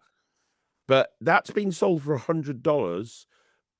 Are they being told in the ad copy that they have to buy the original $26 version? Yes. Yeah. So Matt's been saying essentially you need to get Hook in order to understand his subtlety on it because he doesn't teach Hook. He just teaches just setup. Okay. So does he have permission? Does he have permission to put? Hang on, before we get into that, one question. So I can pay $26 and I can do Hook. I can do it the way that I've seen so many other people doing it. Or I can pay $126 and I can do the exact same trick, but with an added convincer. Yeah. So, okay. I love Matt, right? Matt's a great boy. Matt's great. Matt's awesome. I'm just trying to get my head around it. According to this post, right, Justin Miller says, this is directly from Eric himself. He did ask. I told him no. I also informed him he didn't add anything I didn't talk about in the original tutorial, and he went about it anyway. So that's what Justin says in relation to this. So he does not, Lloyd, have permission. So he asked for permission. I have to say, he got told no. Based on what Justin Miller's telling us. That Eric Ross had told Justin. And obviously people are up in arms because, or a small group is up in arms because it is essentially the same method, right? He's added a subtlety. Whether or not you think that subtlety is good or not, right? He didn't get permission from Eric. But here's the interesting part to this, because I'm with Justin on this one. I have questions. I'm with Justin on this one, in which that if he asked for permission and he said no, then it is what it is. You've got to just deal with it. But if he's not teaching the method and he's just selling a subtlety without exposing the original method, however, there is a gray area there. Would the subtlety, would the teaching of the subtlety, which from what you said here is that it's actually tied on at the end or something like that, right? Would the teaching of the subtlety allow you to be able to Well, that's the gray area. engineer. If he Because what are you getting for the $100 as well? Like, are you getting the props that you need to do it? Are you getting the string and the hooks and everything? No. He tells you where to get them. Hang on, you're paying $100 for a download that teaches a subtlety to a trick you can buy for $26. Yeah. What? Yeah. That's the bit. So he goes over that, and he says multiple times that he doesn't show the method, that he only shows the setup for his variation. So here's the thing. I'm gonna play the 10th man here a little bit. That just to think, because right, if and this if is doing a lot of heavy lifting here. If he does not expose the method in any way, shape, or form, and he's only selling, forget price. If he's only selling his subtlety, his convincer, and he does not expose the method, then kind of can't. And I'm saying if, right? These ifs are doing very heavy liftings here.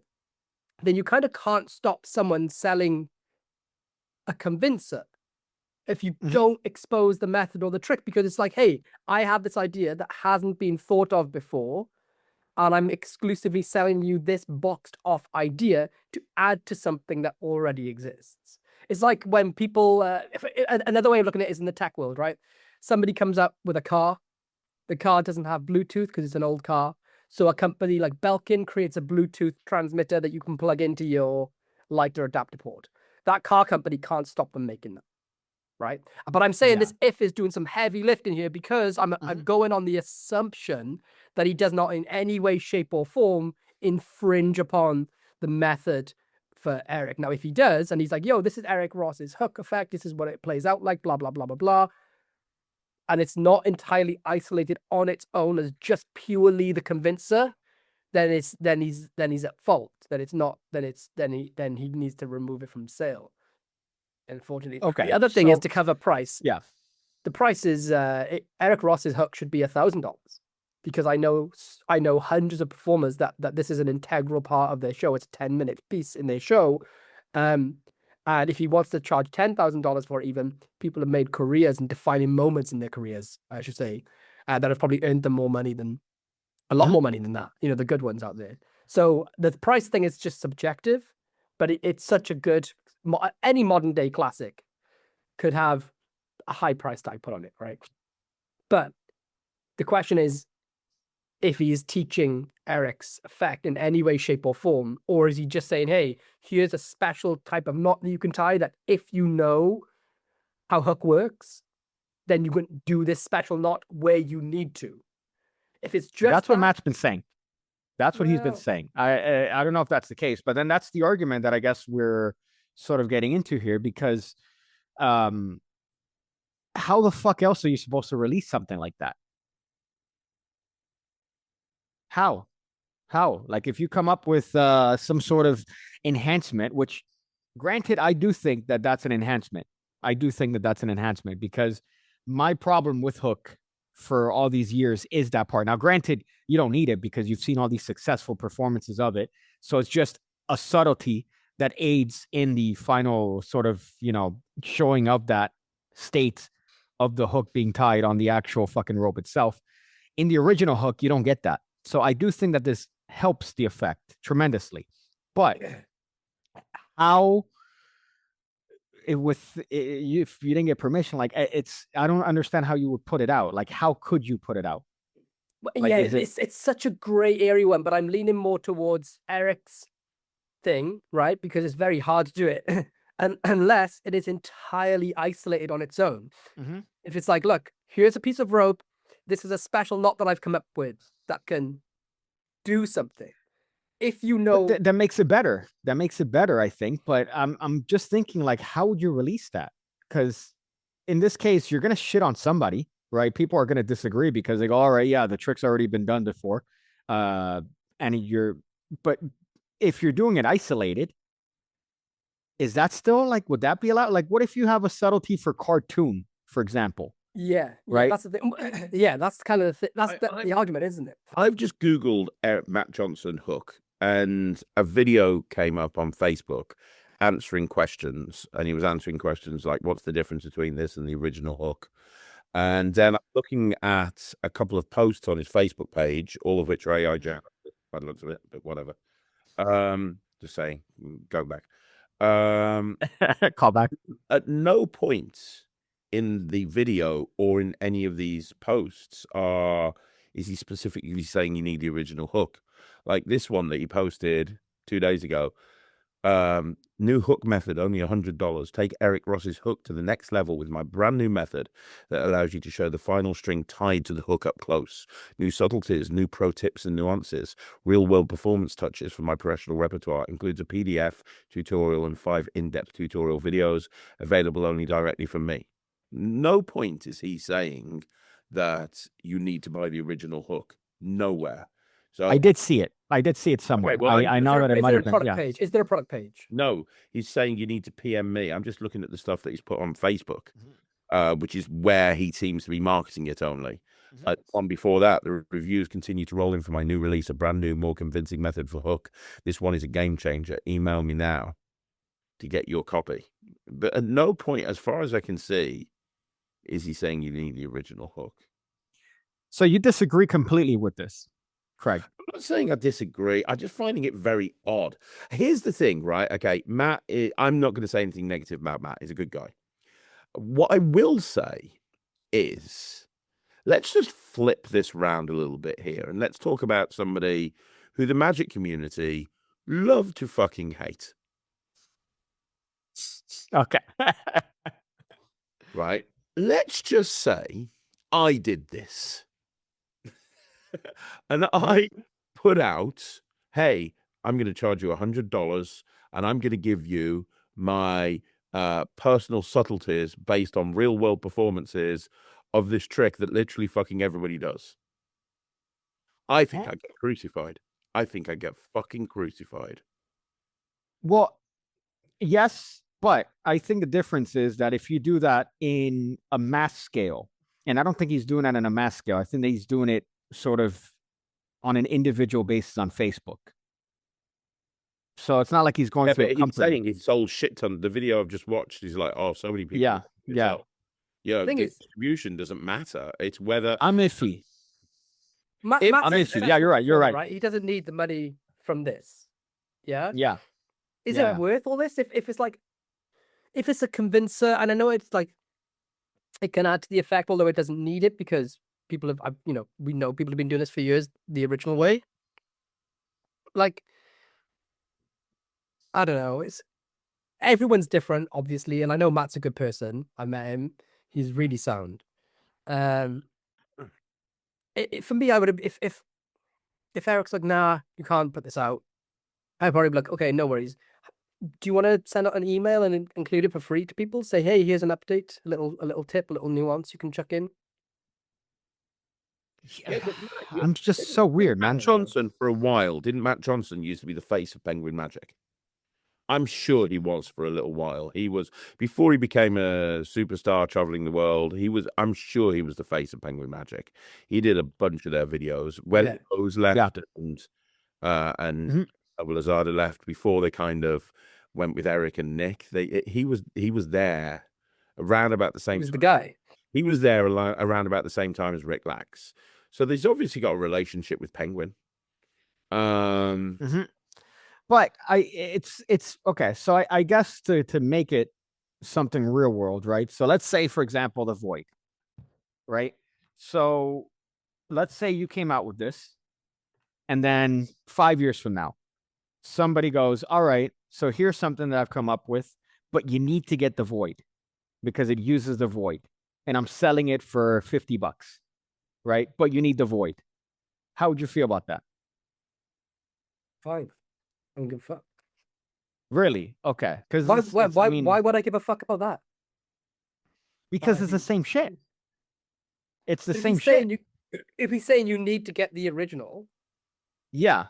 Well, it's not going to make sense or work. Now, we're just taking it off. Like Craig said he didn't find it. I've seen it, though. I've seen it on his Facebook that he says you need to get hook in order for you to understand this. I haven't seen the actual videos that he's posted, the tutorials and the PDF.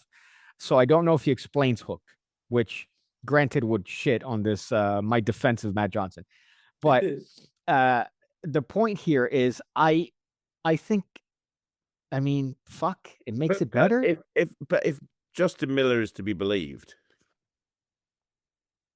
that's the thing. Then Eric's not happy with this. Yeah. And obviously Matt felt the need to speak to Eric about it, because else Eric wouldn't be in a position to go, no, you've not added anything to this, if he hadn't contacted him. So he's contacted him. Eric said no, and he's done it anyway. And the other thing is, according to Justin Miller, Eric says, you've not added anything that I didn't talk about in the original tutorial. Yeah, that's key. Yeah, I don't remember. But did he talk about that? Yeah, I don't think in the tutorial they talked about a knot, that you could do a knot to it. I mean, I could only speculate as to what I think the method is, because I haven't seen the method that Matt has. But I could guess what the method would be, and I think that it's something that would add to it. And I don't remember that being covered. I always remember it in the original hook that it was just do this, add the string to the ring this way, and then at the end you're showing it, right? And you're kind of swinging it and showing that it's hooked onto it. That's kind of what I remember, but I don't remember there being subtleties gone over about the and it seems like Justin Miller is hankering aggressively on the other aspects of this variation on hook, which is that instead of using that three-pronged hook, Matt's using a traditional fish hook, and he also tied key rings to the end of the so that they have something to latch onto the pole. That's what he's hankering onto, but that's not what the point of the effect is, or the selling point. The selling point is the knot. That's what Matt Johnson's sort of selling. That's setup.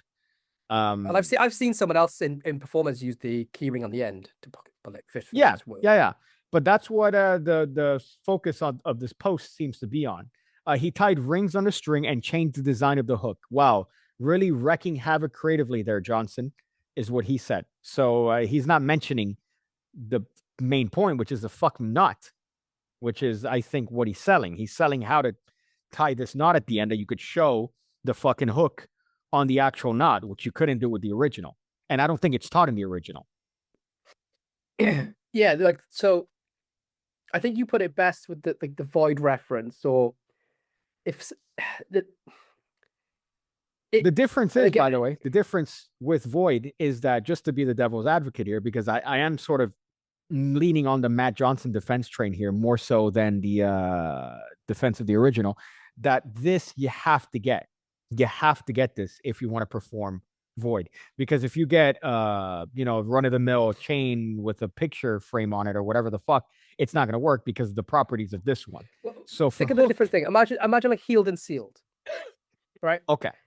Healed and Sealed comes out 10 years ago, whatever, 20 years ago. Someone then today comes up with bonus ideas to make it more convincing, right? Maybe they find a way so that there's no hole in the can without, I mean, yeah, we guys know what we're talking about. There's no hole in the can, or it ends so that the spectator can pour it out. And they put this together in a video or a PDF or a booklet. And it's like, hey, the Healed and Sealed method and everything that comes with that is not discussed in this book. All I'm going to tell you is the extra ideas that I've come up with. And these subtleties it doesn't matter the price. And I've asked for permission to include the original as well, because it's, it's kind of out there anyway. And I've been told no. So you're not going to learn how the original works, but these are just the extra ideas. I don't see anything wrong with that. Yeah. Yeah, I don't see anything wrong with that. And I am saying, because I'm sure this will be passed on to them, I'm working on the assumption that the method or the convincer is taught in isolation entirely. That's the point. Yeah, that I think is the key. If that it's it has not to taught be in isolation, yeah, and there's crossover, and he was told no, then you can't sell it morally. You know what it is? It's the same thing as putting videos out on YouTube, right? It's transformative.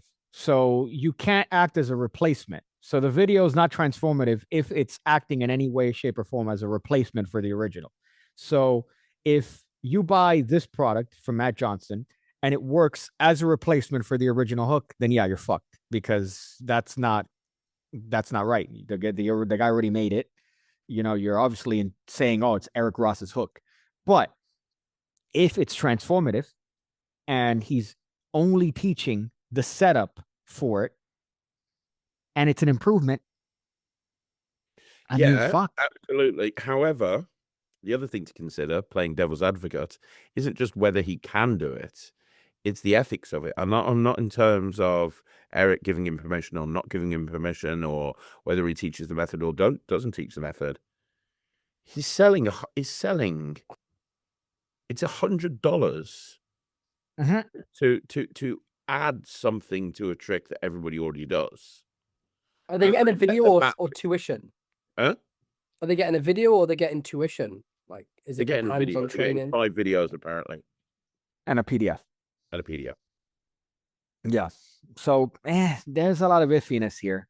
But I think it's what Lloyd said earlier too, that, okay, so let's say it's healed and sealed, right? He doesn't get permission, so therefore he can't teach the method. But that doesn't mean that he can't teach a setup. He can't teach. But Pigcake, So, yeah, I see on Facebook forums all the time, people going, "Oh, I've got this trick, and this is how I do it to make it better." And a lot of the time, I see those posts, I'm like, "Oh, that's really clever. I like that way of doing it." I've done that a ton of times with various different tricks. I'm being like, "Hey, okay, this is how the tutorial says do it, but this is how I do it. I think this is better because of this." Magicians helping magicians and all of that. Here's a trick that's already out, that's very, very popular, that a load of people are doing. This will fundamentally change one aspect of the trick. But I'm going to charge you $100, which, by the way, is 4 times the amount that the original is with props. $26 props. I'm going to charge you 4 times the amount for an improvement section. Would your opinion I have have changed? a similar situation to this, which is so in my lectures and everywhere I go, and every time I show this to someone, is the way they do it from the future. But I do Angle Zero by Madison/Sankey. I know there's a big debate on who created it, whatever. I mean, I'm pretty sure it's Marvel. Yeah, it's in Marlowe. Joke, don't kill me. But I have a method that allows you to do it signed on the face, with the signature on both halves of the card or both pieces. But I give that away for free because the original thing I never would have thought of. It's never mine. I know so many people use it and it enhances it to an extreme level. So I just tell people I give it away for free. I've never dreamt of selling it for $100 a pop. Well, I've seen, for example, with Inject, right? People that have added to it and said, okay, so here's something you could buy from me that enhances Inject in this way with a shortcut that I've made or some shit. So that's kind of how I see it. But in that case, I guess they do get permission and you do have to get it. So I guess what it boils down to, does he teach it? If he teaches it, it's wrong. If he shows it in isolation, there's nothing wrong with that. I think. I personally, I think there's some disagreement here. But Craig, what I want to ask you is, what if it was $10? What if it was $10 that he sold this for? The bottom line, I think if he's teaching a method to have it actually tied on there at the end, I can't see how he can teach that method and not kind of very easy. I think that everybody would understand how it works. If you watch a performance of Hook and then you get taught how to do this ending, I think you'd pretty much be able to piece the rest of it. By default, you kind of have to know how the method to Hook works. You're going to be exposed to the method of how Hook works purely by picking up that product. I think you've made a really good point there. Using Lloyd's healed and sealed analogy, if you had ways of improving healed and sealed and you wanted to sell that, you'd probably have to it'd be very easy to work out how the original heal and seal would work by teaching any improvements. It's True, but he might technically- not specifically go, right, let's go into a tutorial for book, but I think he'll very easily be able to. You will be able to watch that Matt's tutorial and be able to work out how it works. Yeah, picking like the actual point of the convincer is that it obfuscates the actual method. So if you were to pick up Matt's thing, then the method is being exposed to you, because that is the point of the convincer. You know what I was about to say, which ties into one of my biggest pet peeves, right? That you mentioned, angle zero. Because sometimes, like, let's say whatever, yeah, it's unethical. We could argue this, but sometimes the performances are unethical because you could learn what the trick is just based on watching a shit performance. Like for angle That's Z. why I watch Craig's channel. Thank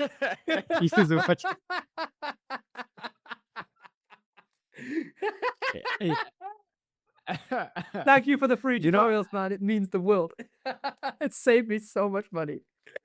That's so fucking great. Let me read that. Yeah, that's a different comment debate, again, though. the It shitty is a one different from debate for what I was gonna Yeah, say is the worst thing is angle Z when and I've seen people do this, so they go, okay, so here's a card, so I'm just gonna rip the corner off. Right? Is that not the thing that makes you the fucking angriest in this planet? It's one of them. Okay, so here's a thing, here's a card. Oh, let me just change it real quick. Let me just tear the corner off. Great. Are you fucking Superman? Like, if anybody's able to tear a card that way, so it's just a pet peeve that I have that annoys me, that I've seen way too many times.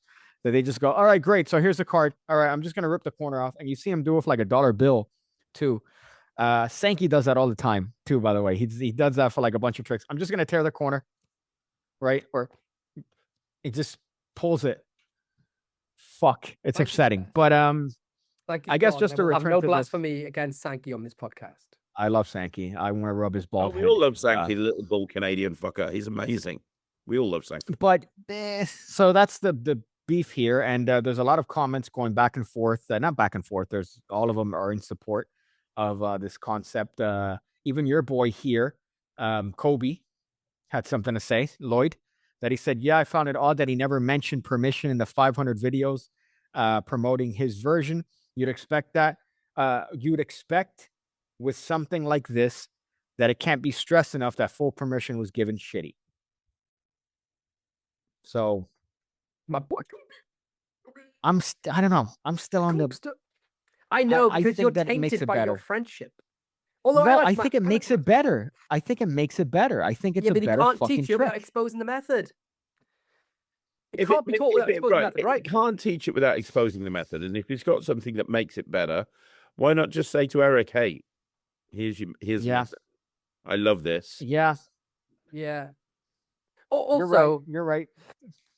But it's such a tricky one. But if anything, like when it's this gray area, because obviously it's not black and white, this issue, right? No matter how much people try to argue that it is. Well, it is kind of, because you can't teach without exposing it. But when it's something that's this, it's better to err on the side of caution, which he did by asking for permission.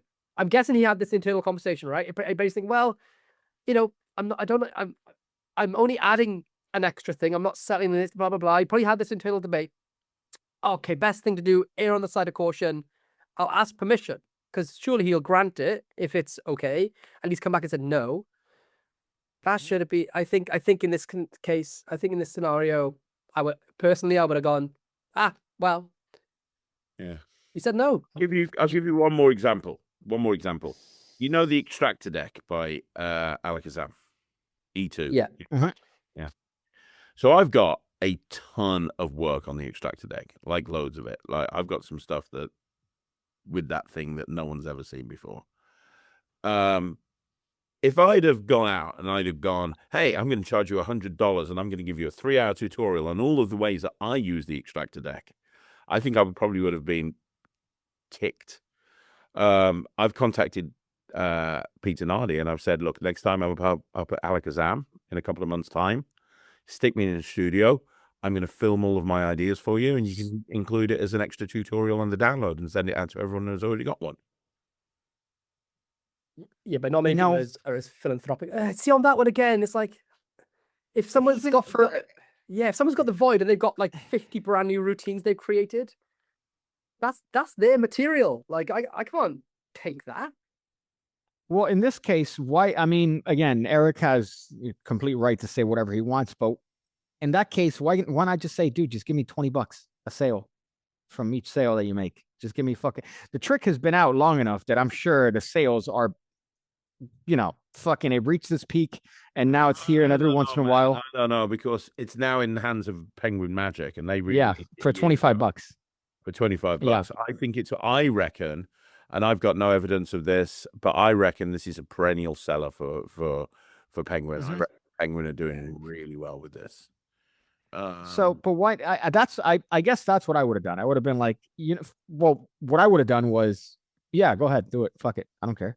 Make money. I haven't fucking, it's been out forever. Make a smart deal. Go to Penguin. Be like, add this to the tutorial. Give me add $5 to the retail price. Give me those $5, and everyone walks away. Or in this case, Right, I'll tell you how I know it's continuing to do well. I've just looked up Hook by Eric. I've just looked Hook on Penguin Magic, and it got re-released by them about 3 years ago. But you can always tell if something's doing really well or not. Like, I've looked at the newest reviews, and there's reviews that are coming out this year. Multiple reviews from last year, loads of reviews. People are still buying this. People are still buying it. 100% people are still buying this. Yeah, no. I'm not arguing that, but what I'm saying is, when I look at Eric Ross, it'll show you the most popular tricks on Penguin Magic from Eric Ross, and number one is Hook, even more so than Hansen Shen Eye Candy by Eric Ross that only came out like a year ago. So yeah, I give me $20. That would have been Piggy's marketing deal. Hey, you want to sell my trick? Fine. You're selling it for $100. Give me $20, dude. Give me $50 every fucking sale you make. Yeah. Right. You're still going to make profit because for you, it's free. You're just taking the time to make it instructional. You've made this idea. Just give me $50 from every sale you make. That's it. Fuck, you're making money, more money than, the trick is still selling. But if you sold it to Penguin Magic, how much is Eric really making from that now? Like a small bit of royalty. I have no idea about that. I imagine that he's just making a small amount of royalties from that, right? Yeah, probably something about $3 to $5 a unit, I imagine. Okay, that's way less than fucking Matt. Like, oh, you're selling it for $100? Okay, it's my trick. Give me $50 from every fucking sale. You're still making $50, and if you sell 100 of them, you're making nice money for a free idea, essentially. Yeah. So it just seems like weird on Eric's part not to go, yeah, just give me money me, please, money me. Fuck, it's a wasted opportunity.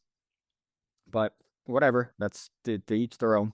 But as far as me, if I'm in that scenario, I think I gave my point. I think we all have individual points that we would add to this, but I don't know. I'm on the train of I wouldn't give a shit, and especially if I have an opportunity to make money, like make extra money. The interesting part of this is I always thought Matt had kind of not left the Magic community. That's the wrong way to put it.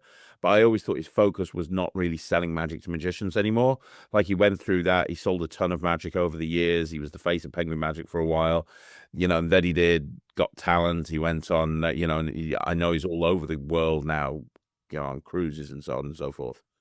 I thought that like that was his priority, and being in the community wasn't his priority anymore. So yeah. I've realized the measure of your success in 2026 as a magician is if your trick is being if there's a tutorial by a Chinese person for your trick on like TikTok, right? Like Matt Johnson, that he had a card through Bill Trick from forever ago. If you remember, that's the big one that he sold on Penguin Magic, which has been done to death by every fucking well, yeah, that wasn't channel. his though, was it? That was him presenting the original melt. Oh, was he? Okay. Yeah. It's an old. Well, he's put out. Maybe he had like a Penguin. visual, didn't he add like the way you wrap the bill around or something? But it's an old carnival sales Yeah. trick. Well, either way, if your trick is being taught by some Chinese person on TikTok, I think you found success. That's the point. Remember the chip trick? This thing? Remember that thing that everybody was losing their minds in Blackpool and they Oh, were yeah. selling these things fucking just hand over Oh, yeah. fist for how many? And then you knew that that trick immediately was going to get shown on some fucking on Douyin or some weird TikTok variation of fucking like Chinese shit. That's when you find success, I think. But that's just Dude, I have a bunch of my shit is on there. The worst thing is they Yeah. take some of my tutorials off my YouTube channel, then they'll teach the tutorials that are already tutorials public. You know, it's weird, and I guess you guys have better insight because you're actually putting shit out. I'm out here, like, again, the recluse, but I thought that people would want shit for free. I wouldn't think that people would want shit for less money. So, for example, all these shitty shops that exist, like Erdnase, Magic Shop, and all these other ones, maybe you guys could provide some insight as to how people think, but people are still paying money for an inferior version of a product that you've put out, like a download, for example. So I'm sure you'll be able to find Void there, but without the gimmick. You'll just find, like, for $3 the fucking people are still paying money for that. And I think a lot of people do that rather than looking for it in other means like pirating or whatever. But I would never in a million years consider, if I was to pirate something, to pay a little bit of money for that same product. But people do. It's a weird thing in Magic. Yeah, well, what's easier to spend $2 on if you just want the secret? Yeah, Yeah, but because you're there are retarded. secret searchers in Magic. There's people that just want to know the secret. They collect secrets. And the easiest way to do that is to buy a pirated version of the trick. The other thing is there are dumb fucks out there that really are the fucking stupidest people on the planet. And I've had this And they think once that think that I already paying know. that $2 or $3 will give them the actual set. So I remember having this has happened more than once, but I remember one particular instance a couple of years ago, having an email coming through, complaining, and they were like, I'd like to make a complaint about your Nightshade coin set, which came out through Alakazam for a couple $100. Roy Cooper's, lots of coins, beautiful set. I bought it from blah blah blah blah blah blah blah blah for $7.99, and it does not come with the coins, just the tutorial, and I can't do anything with this tutorial. Can I have a refund? Wanting me That's so funny. give them their money back because they wanted to go through some cheap ass website to get it, thinking they were going to get coins and everything for $7 For 9% off, which is the funniest thing, or 90% off. Like, why would you? I love you're doing customer service for some fucking scam artist that's stealing your shit from fucking China or India or wherever the fuck they're based. But I can't imagine that. I don't know. Because when I was younger, I used to pirate shit all the fucking time because I couldn't afford this shit. So I'd find it and means and then just get it through whatever means possible. And now, luckily, your boys made a little bit of grounds in Magic, so people send me stuff, and I've bought stuff since. But I would never imagine me putting my credit card information in a shady website and then getting a subpar version of the fucking download, not even the gimmick, the download for the fucking trick. Yeah, but Stupid. people do. And then your customer support for that, which is hysterical to me. Yeah, I'm the one that has to deal with them. That's so great. Oh, they're Go on. no, I was gonna say it's great. Hey man, hey, but I see that everywhere else your trick is $150, but here, dude, I found this exclusive discount where it's $3. But dude, it's shitty. The quality's awful. There's a watermark on it that says Erdnase Magic Store over your face. What about it, man? I want my money back. It's such a stupid thought, but then again, I've been surprised. Well, yeah. Yeah. Talking about all of these weird sites, what do you think about the Andy Gladwin documentary and how well it's doing? I haven't seen it, but I'm dying to see it. I cannot wait to see it. yeah. Explain, guys. I'm out of here. Do Explain you want what's going on. to fill him in, Lloyd? No, you do it because I'm just replying to a comment online a second. Okay. Fill me in. Fill me up. Let me. So Andy Gladwin from Vanishing Inc. has been on a one-man mission. Basically, for the last 3 years or so.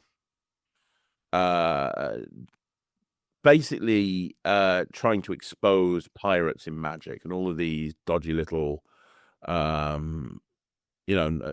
these dodgy little websites that sell things, knockoffs and so on and so forth. Basically, he's been trying to expose them, and there's been a documentary made about his efforts while he's doing it. And the documentary is called Stealing Magic.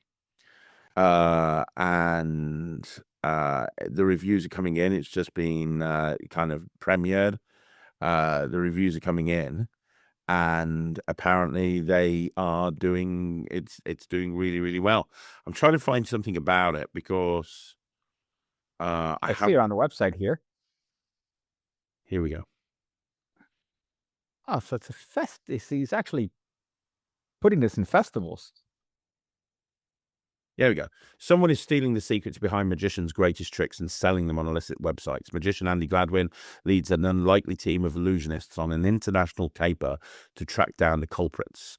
What happens when a magician's tricks are stolen? As it turns out, the answer is a true crime international caper filled with possible espionage, blackmail, cyber attacks, and more.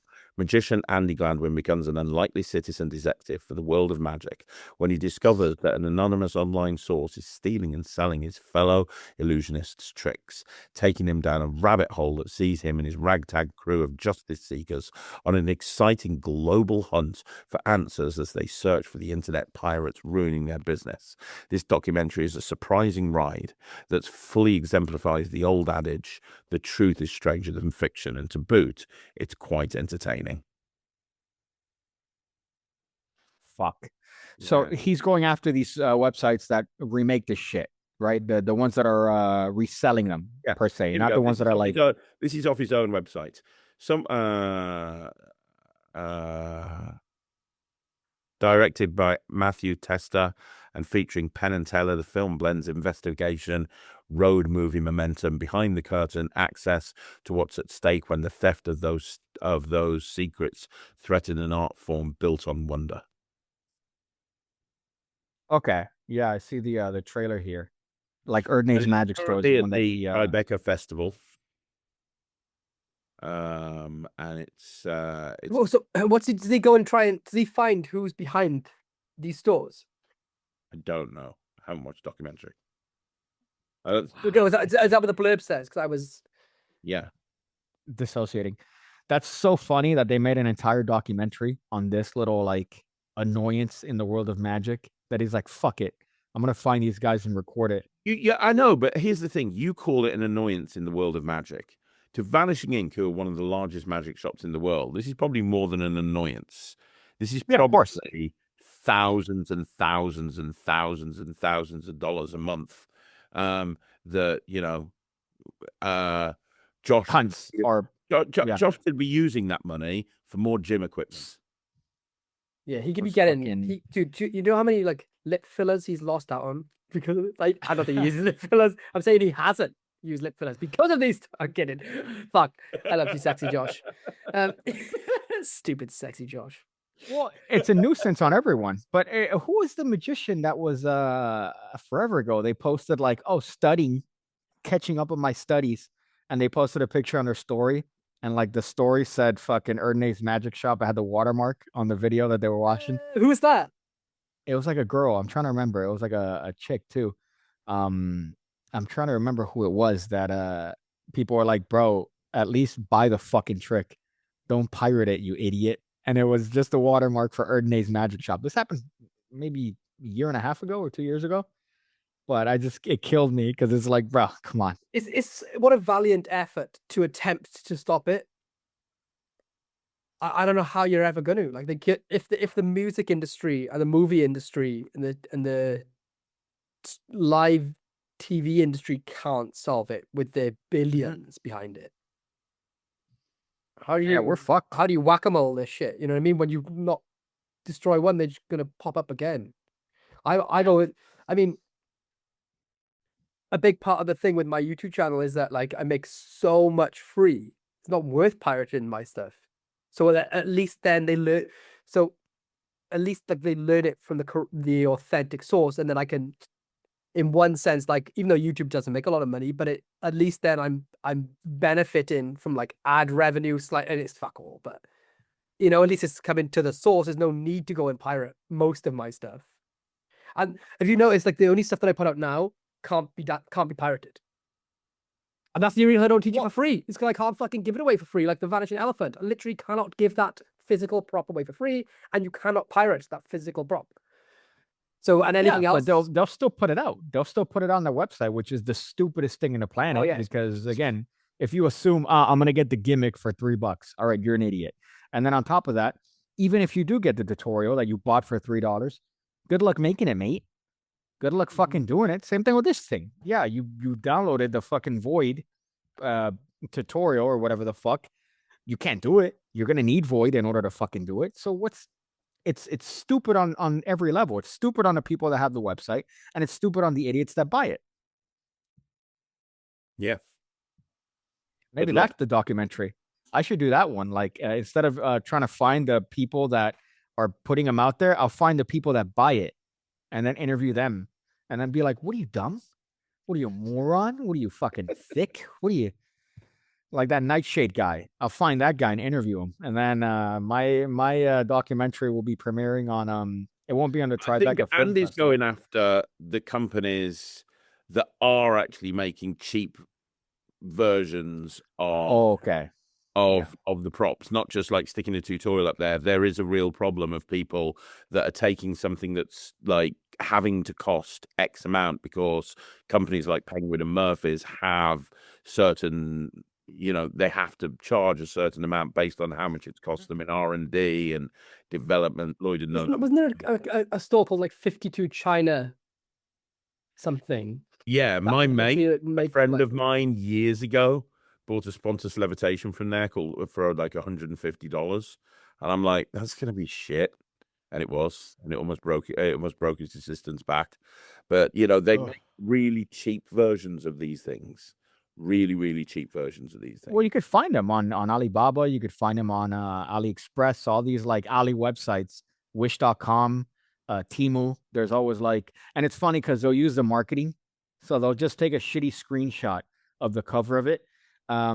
Years ago, which one for $11? What is? Savant Deck. See, that's something that they can make pretty cheap. But what would they get? They're getting like you know what it was? Years ago, I remember I bought Window by David Stone for £5, right? From fucking Wish.com years ago. And I remember getting the gimmick and I was like, man, this thing sucks. How could they sell this for? Obviously, the version that I got was like a fucking, it was chewing gum was putting together this flat card. I don't know if you remember the effect, Window. That it was fucking great. It's a card to the window, and then the card changes behind the window. So you fucking put a fan over the card, and it changes behind the fucking window. It's immaculate. I think Illusion has put it out fucking forever ago. But the version that I got was just ass quality, and that's, I imagine, what they're doing. They're just fucking looking at it and they go, I can make that, and then just throwing chewing gum on the back of a playing card and fucking calling a day. Is Erdnase Magic Store down? Have they managed to get it down? Andy Gladwin, did he fucking do it? It looks like it. And then there's a website called ErdnaseMagicStore.com, and it says Erdnase Magic Store is stealing from magic creators. The website at ErdnaseMagicStore.io sells magic books, videos, and courses without the knowledge or permission of the people who created them. Do not purchase from this site. And it says what is this? A piracy operation disguised as a store. Erdnase Magic Store presents itself as a discount magic retailer advertising deeply reduced prices on popular magic books, and then just tells people exactly how shitty Erdnase is. Well, this one is ErdnaseMagicShop.com, and it's available. Look, read it though. Read it. ErdnaseMagicShop.com. Yeah, FAQ. Let's see. Erdnase Magic Shop. Are we just free advertising? I think we're at a different. I'm at what's the link? Send me. magicstore.com. Oh, store. Okay. So I'm at erdnaysmagicshop.com. So I can't get onto it. Store. There you go. Okay. So this contains about a pirate website. I can't get to erdnaysmagicshop.com. Oh, that's weird. Oh, that's funny. Because I'm the admin.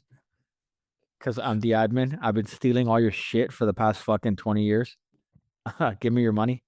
That's funny though, because I guess they bought the fucking domain and they said fuck you.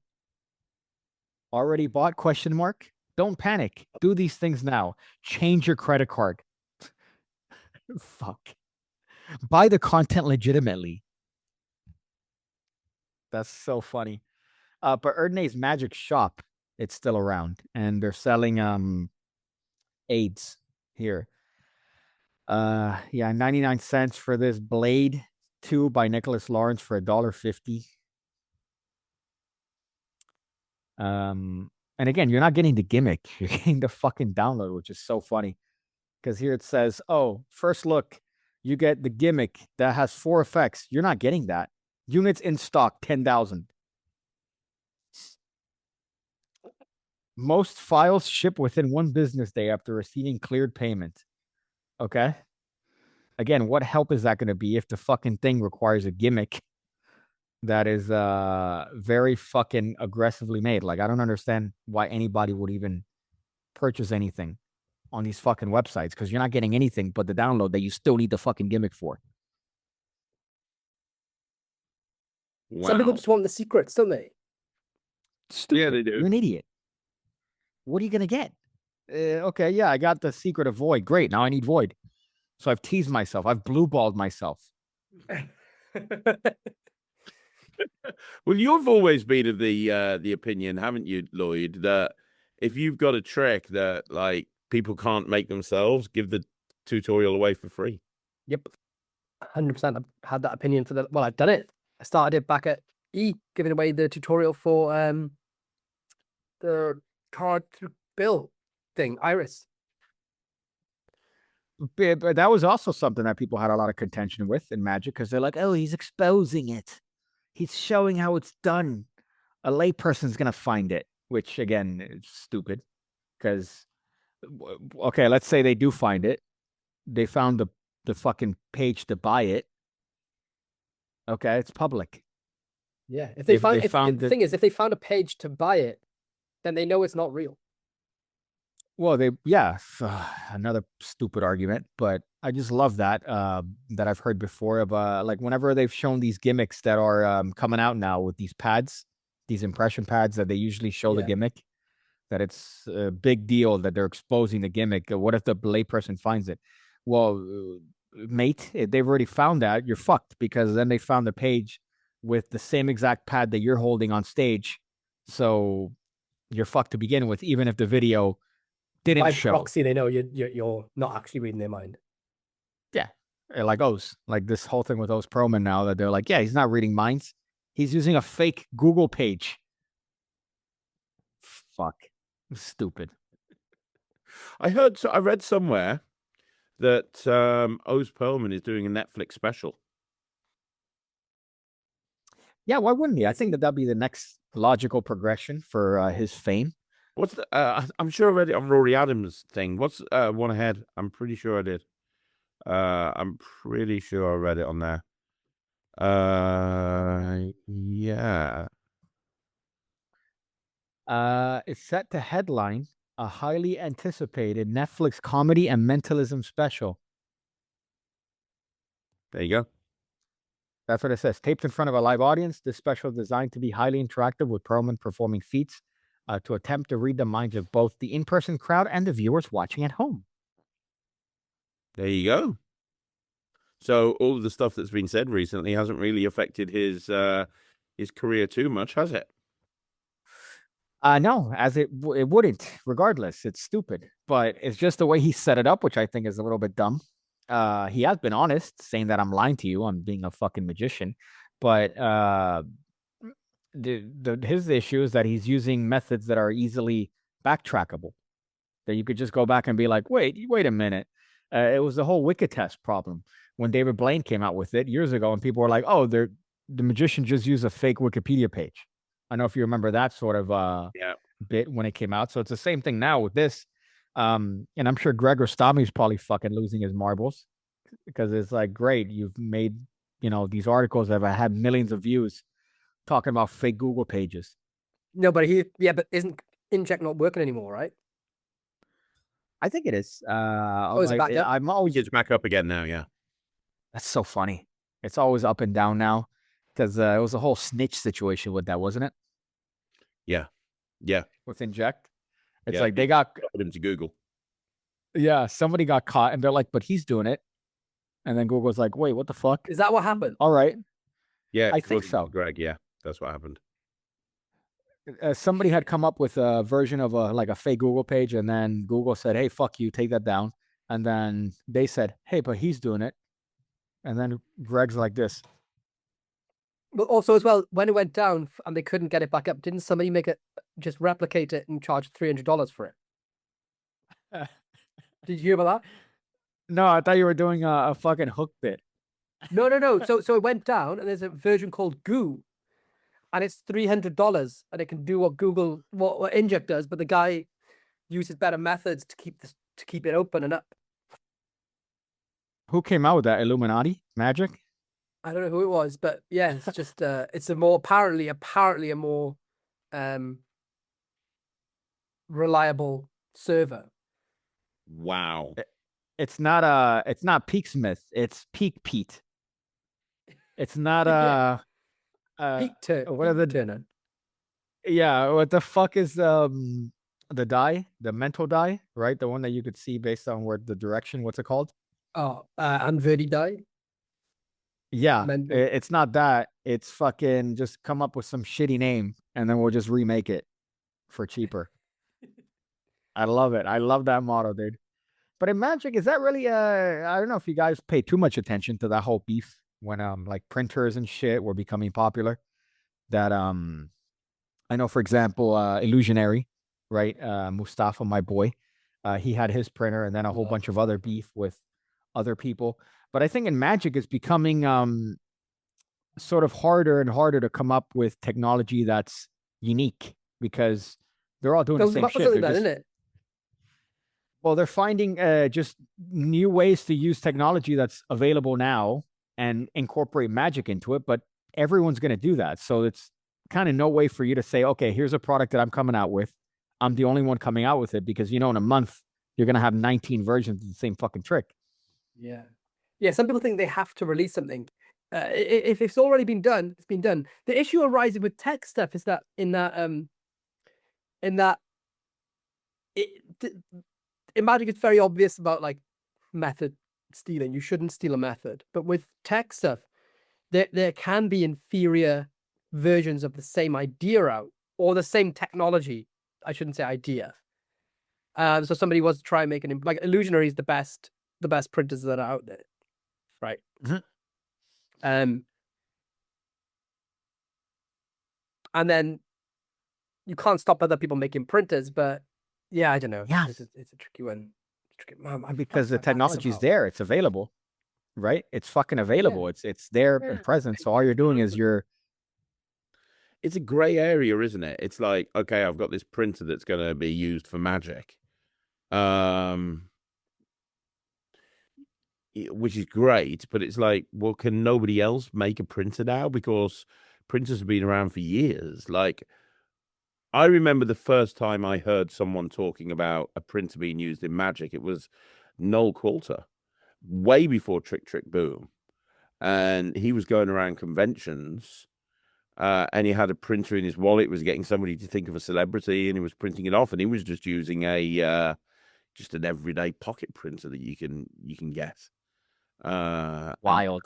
I remember hearing stories of that. Oh, what about the original old lottery ticket prediction that used like a pocket printer like 20 years ago, 15 years ago? Yeah, and that cost a fortune.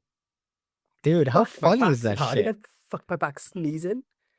Am I getting lost? yeah. God. The Bankable. question is, like, what are you allowed to do and not do? Like, it's crazy when you think about it. Like, can you not make it? You know, the first company puts a printer out, and so therefore no other company can use a printer, even though like printers been around for years. I don't think anyone is saying that though. To be fair, because there are so many printers, Yeah. it just depends on like a lot of what like Mustafa does with Illusionaries is like the use cases he has for it is really unique, and a lot of the accessories that he provides and has created for it are unique. And then some people rip those ideas and accessories off because there's not much you can really do. And he has a unique way of building the printers too, which gives him the upper hand over many other versions. It's when people start to infringe upon that. I think because everyone's allowed to rig a printer, but it's just about they got to stay in their lane and not take any specific ideas that have been created for other people's realms. Oh, virginy. It's so funny now. Before, it's like but magicians had like their fucking sponge balls in their pocket and a thumb tip and a little fucking spin a deck of cards. And I remember Sankey came out with these like fucking, oh, here's an organizer. Here's a magic trick organizer that carries a Sharpie and a deck and all this. And then now look at what you have. You have a fucking printer attached to your fucking suit jacket. You have another like electronic device here, a notepad with a thing. You have a Peaksmith hidden inside of a fucking fake deck. Like the amount of fucking shit. My boy Steve. Sorry, go ahead. No, carry on. Your boy Steve. I was gonna say from Yorkshire, my boy Steve, Shotgun Steve as we call him. We've gone out many times with like me and Peter and him. He's a lad. But I love it because he has the whole setup. Like if you look at him, he's like James Bond. He has the fucking watch that changes, right? Depending on what fucking time they put a note on his phone, and that sends a trigger to his watch to change to the appropriate time. And at the same time, there's being a printer that's printing like a lotto ticket that the clock happens to coincide with the numbers. And I'm like, what the fuck, bro? There's so much. If his audience have the best experience of Magic because of that, fucking great. Here's a question that came up on the Netrix. So I do weekly VMCs in the Netrix, and I did one last week, and it was a live Q&A, and somebody asked me a question, and they said, look, there's such a big, like, a lot of tricks that come out these days are completely self-working, and they're all electronic based.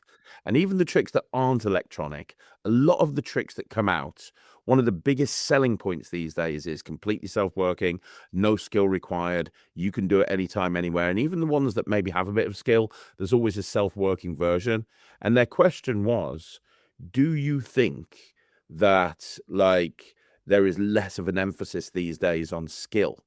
And there's less of an emphasis these days on magicians learning sleight of hand because, and their point was, I've seen lots of magicians, because they're an amateur, they're a hobbyist, but they've been to lots of events where there's magicians, and they're like, I haven't seen any sleight of hand. I've seen lots of different variations of electronic stuff or self-working stuff, and it's like, a few years ago, sleight of hand was like your way of proving that you were like a name in this industry or, experienced or whatever the case may be.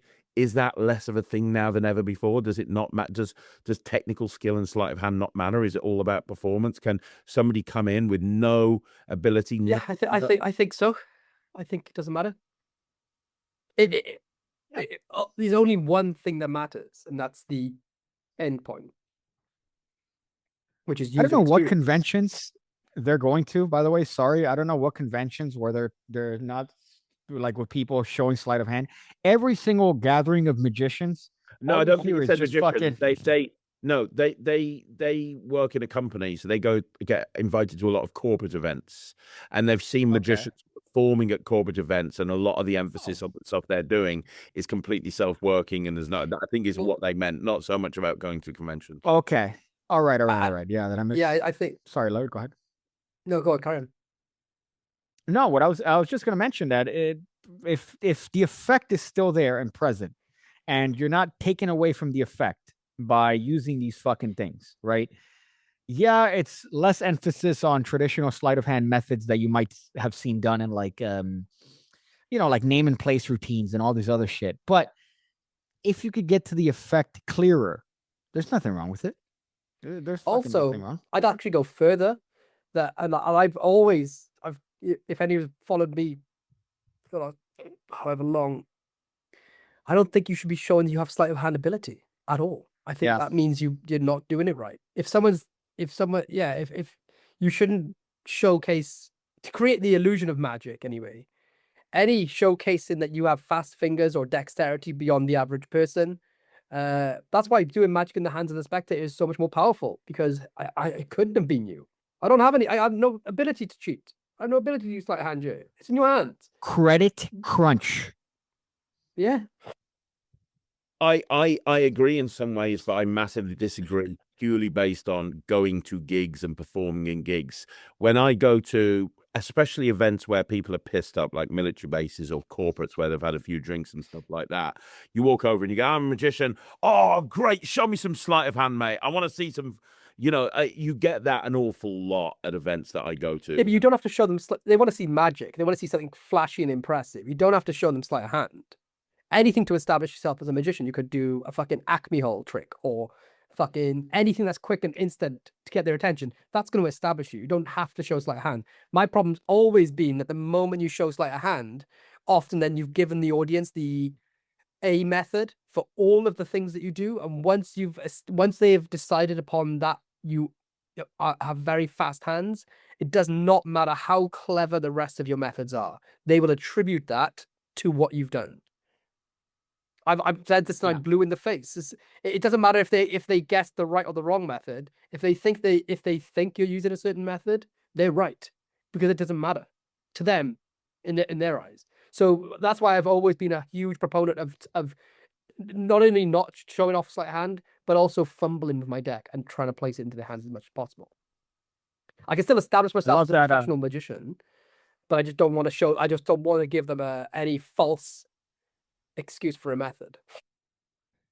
I was gonna say that's the David Williamson school of thought, which I've always loved. That it's like you're not gonna be Mr. fucking show off and then expect for them to be surprised when you manage to find a card. But if you're Mr. like Bumblefuck and you're there like fuck, okay, yeah, go ahead, take one. All right, let's see if this works, and you're sort of stumble fucking through it, then it's going to be that much more impressive when you actually find the card and you reel them in, as opposed to just being Mr. Dapper. Fucking, hey, do me a favor, put your card back right there. Perfect. Great. The reason I've always spoke so highly of Blaine's, but apart from the obvious reasons, but I think one thing that Blaine did so much better, because when you all remember when he first was on the scene, Blaine, he was chastised by magicians for not being technically proficient and doing basic stuff, and it was always bizarre to me, because obviously Blaine was getting better reactions than they were, or doing something right because he was achieving the success and the fame that he was, but also above them. But also part of his brilliance was that because he can do that, like that Paul Harris instant replay thing, which is really fucking hard to do. He's got chops. It is if rough. you watch Blaine playing with a deck of cards, the guy has fucking skills, but you're not going to see him show them off. And I always thought, I said it to the blue in the face, that's what separated Blaine massively above most walk-around magicians, that he knew that what to show and what not to show, what to put in the light and what to put in the shadow.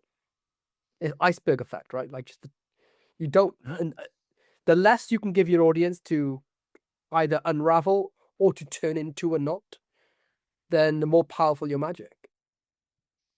Which is the point of his specials. The reason why he became a fucking millionaire wasn't because of the tricks. It was because of the reactions that he was showing the audience. And there it was never about him. It was never about his skill. It was never about what he could do.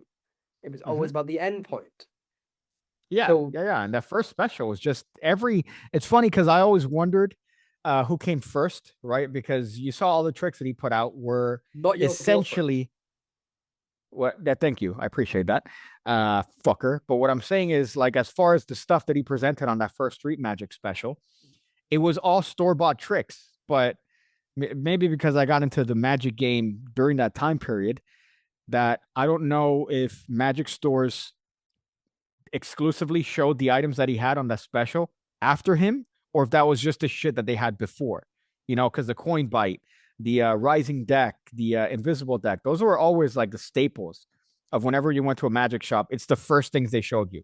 That fucking stupid rising deck where you fucking have to flip it and then it rises. That's in the first demo that they showed you. Now, was that something they've always done, or is that just as a result of him showing those tricks on TV? Craig's the elder here. No, Was invisible deck those like tricks have coins? been those tricks have been around forever. The rising card done that way. I mean, I remember, God, I'm old. I remember seeing Faye Presto do that on Wogan like years and years and years and years and years and years and years ago. Like they were done that way before Blaine. Yeah, so he took those tricks that have been pitched by every single magic shop and he turned it into a fucking entire career by just turning the audience, showing the fucking audience reactions as opposed to the actual trick itself, which is absolute crazy. And it's funny that he's now every single one of those tricks that you would dismiss. The thing is, I can't say I completely agree. I understand where you guys are coming from. Like, a couple of points. One is when I'm booked for a gig, like, so for example, I did a gig in Scotland yesterday, as you guys know, and it was for a corporate event planner. And they'd booked loads of magicians in the past, and they booked me, and they were like, "Oh, you better be better than this magician," you know. And they specifically said, "Oh, show me what you can do. He can do the flashy stuff." A lot of the time, if people go to a lot of these events, they want to be able. I think it's important when you're at a corporate gig to be able to show skill. I just think it's important. And on the flip side, with David Blaine, you've got Dynamo. Like, he became fucking famous with the Dynamo Shuffle and doing all of that shit. That didn't harm his career. He's had arguably as good a career as David Blaine. And people constantly come up to Dynamo and go, "Oh, what are you doing real? Oh my God." But he is known for doing all of the flashy shit. Yeah. So him doing flashy shit doesn't take away from the perception of the audience and what they are seeing. They still react really well. They still scream and run away. He always gets incredible reactions. But even now, I was watching I was watching his Instagram the other day. He's filming a new special in New York at the moment, and there was a clip that went up on his story, and there he is doing the Dynamo Shuffle. If But that what was was the original harming his question? What was the- career, he would have dropped that shit 30 years ago or 20 years What ago. was the original question, though, Craig?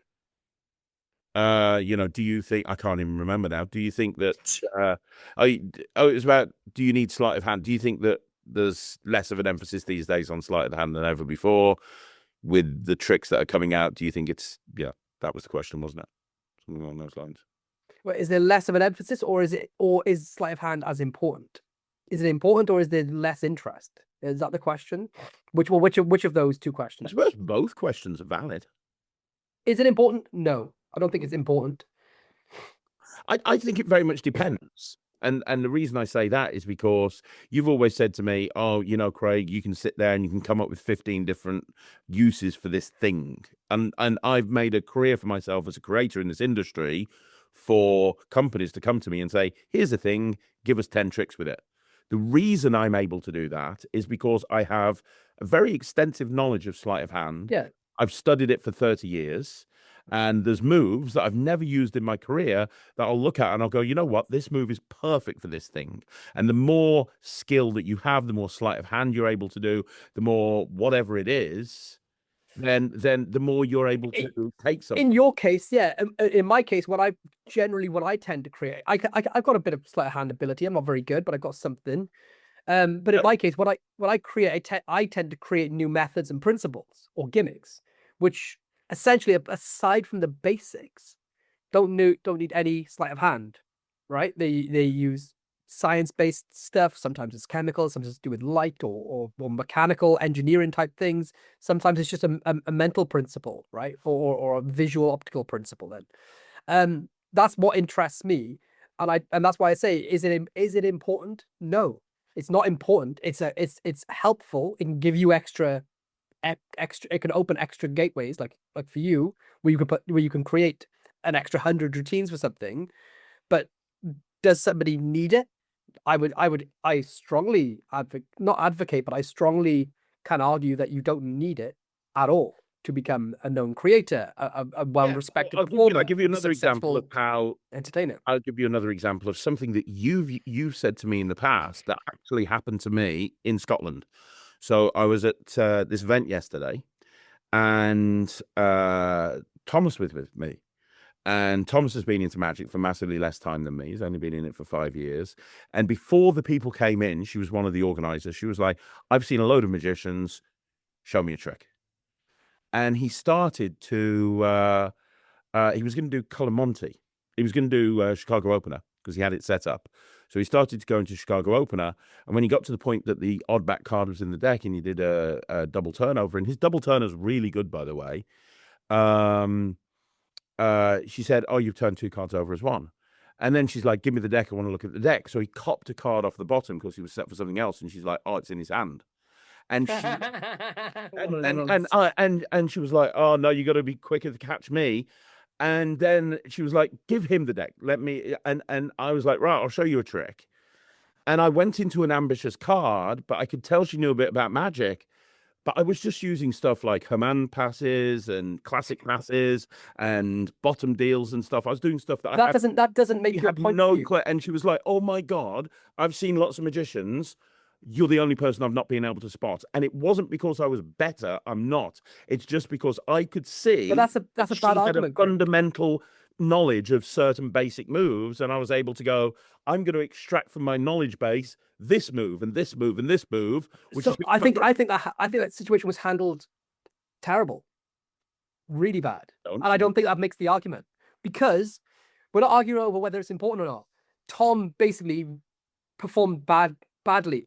No, he didn't perform badly. It's just that she was a bit of a twat of a spectator. No, he performed badly. There's no getting away from it. If she pointed out he turned over 2, and then she pointed out that he palmed the card off, he didn't do his job correctly. You can't argue that, right? It's not about her being an asshole.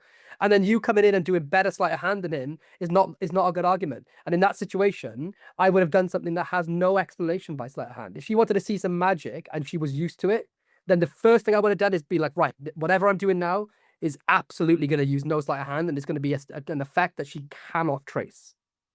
Yeah, but you didn't, right. But here's the thing. Chicago Opener is Tom's 1,000 timer. He does it brilliantly. And I think this is maybe because you're not a gigging performer.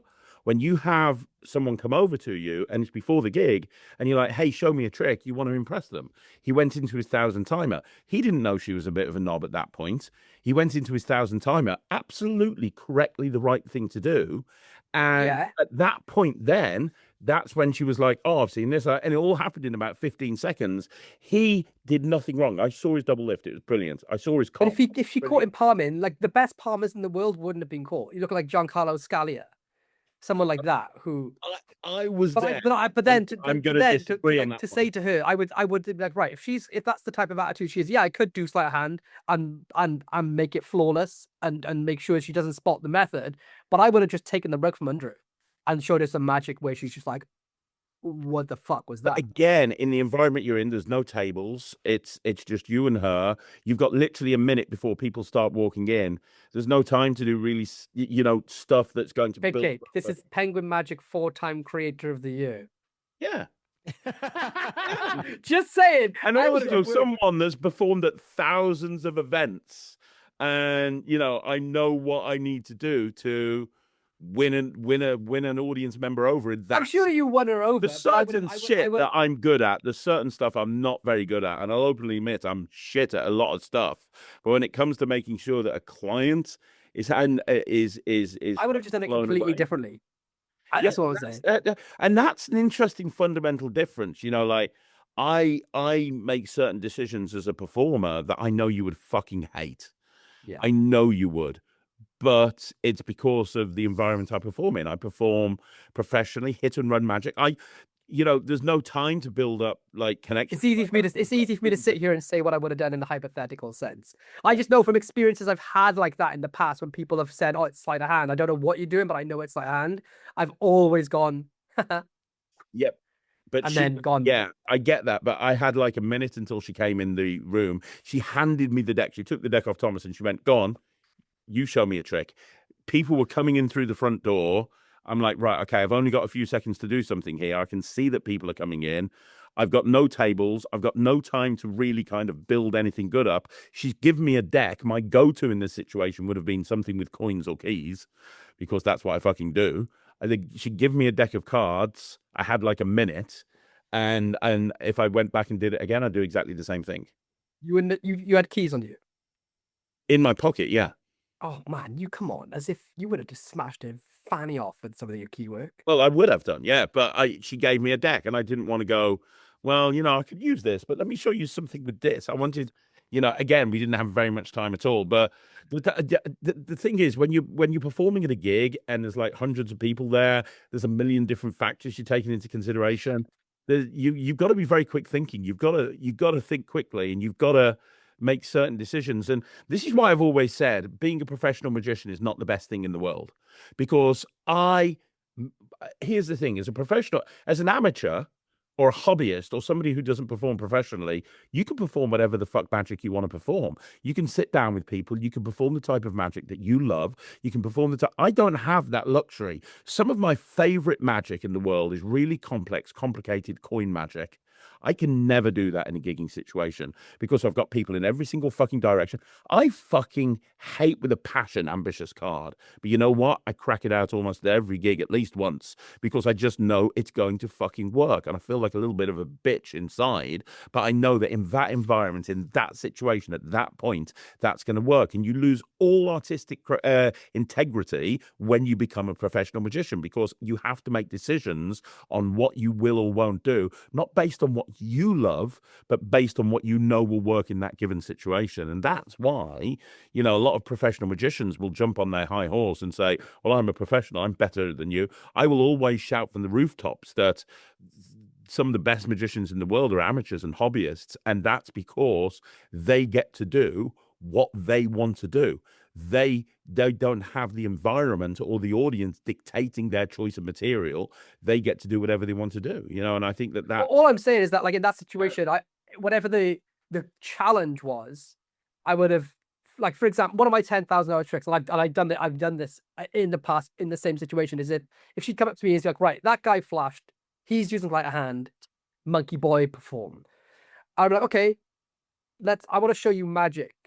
And I want to show to you that it doesn't use sleight of hand. So take these 10 cards off the deck, put them in your hand, and count them. So I'm not even going to fucking touch them. Right? And then just do Las Vegas Leaper or something. And that way you destroy it because it's happening in her hand. There's no sleights because the cards are in her hand. And that's what I mean, we've talked about this before on the podcast many times, that whenever someone comes at you like, oh, if it's all done with magic on your phone, you say, okay, put your phone away. Let's bring out some coins. See, whatever they do as a challenge, you kind of, if she's accusing him of sleight of hand, put the cards in her hand. Just do any card trick that does. You know what I mean? That's also all I would have done. I wouldn't have gone, okay, well, let me show you some sleight of hand that you can't see. I would have gone, no, it's not. Because you've got the cards. You slag. Yeah. And then I would have just fucking insulted her and run away. And won. But that's how I would have approached it. I would have gone, okay, oh no, it's a sleight of hand. What the fuck? No, look, you take the cards. But I mean, I don't want to fucking touch them.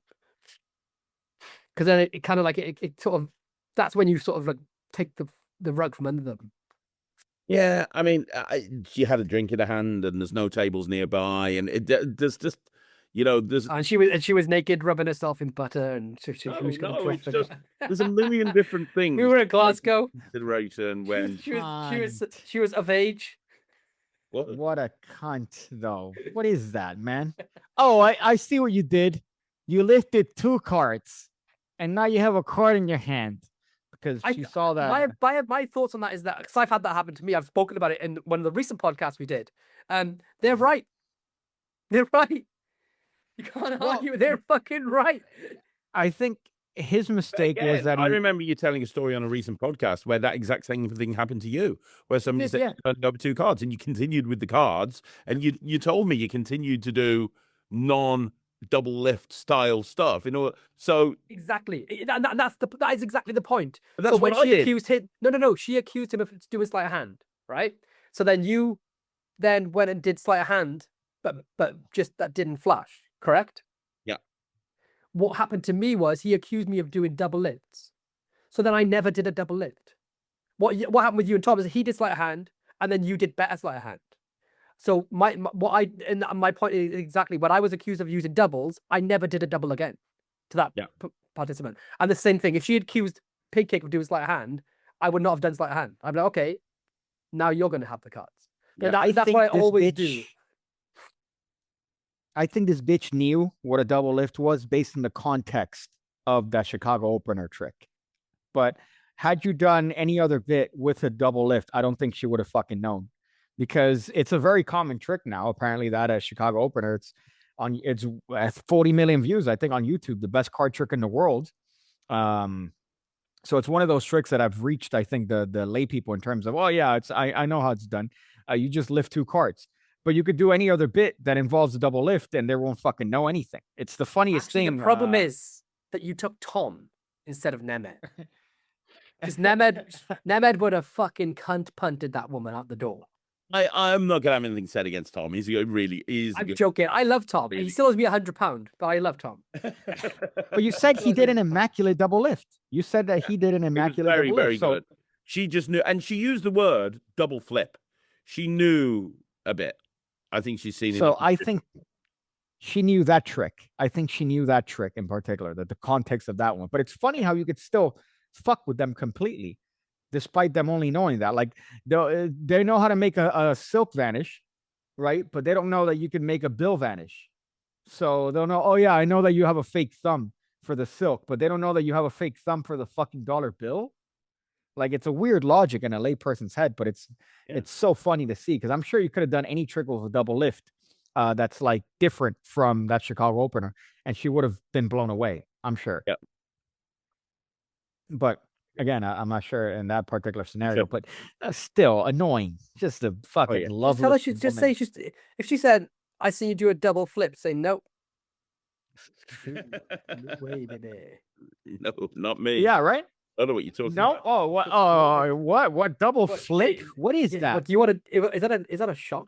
Like, what the fuck? And then you put the cards away. Was it David Acker that had years ago? I'm trying to remember the actual way he did it. But he talks about a trick where he goes, oh, magicians actually sometimes they lift 2 cards as one, right? And he goes, so for example, here, how many cards did I lift? And then they'll say like fucking, I don't know, it looked like you lifted 1. And he goes, no, I actually lifted 2. And then he goes, how many cards did I lift this time? And then he spreads a deck and he goes, I actually lifted 15. And he spreads 15 cards that are like face up. That's like a little bit. I remember from that, one of his old books or maybe an old VHS. That. Yeah, that's really good. I remember that. Great, right? Yeah. But it's just funny as shit that you could fucking still fuck with them with the same thing, because they don't know anything out of context, which is weird, because they don't know that you could, for example, put a double lift to put in the middle to control a card. To them, you could only use a double lift to show a red card as a different card. Yeah. So it's a weird twisty. It happened to me years ago when I was, this was awful.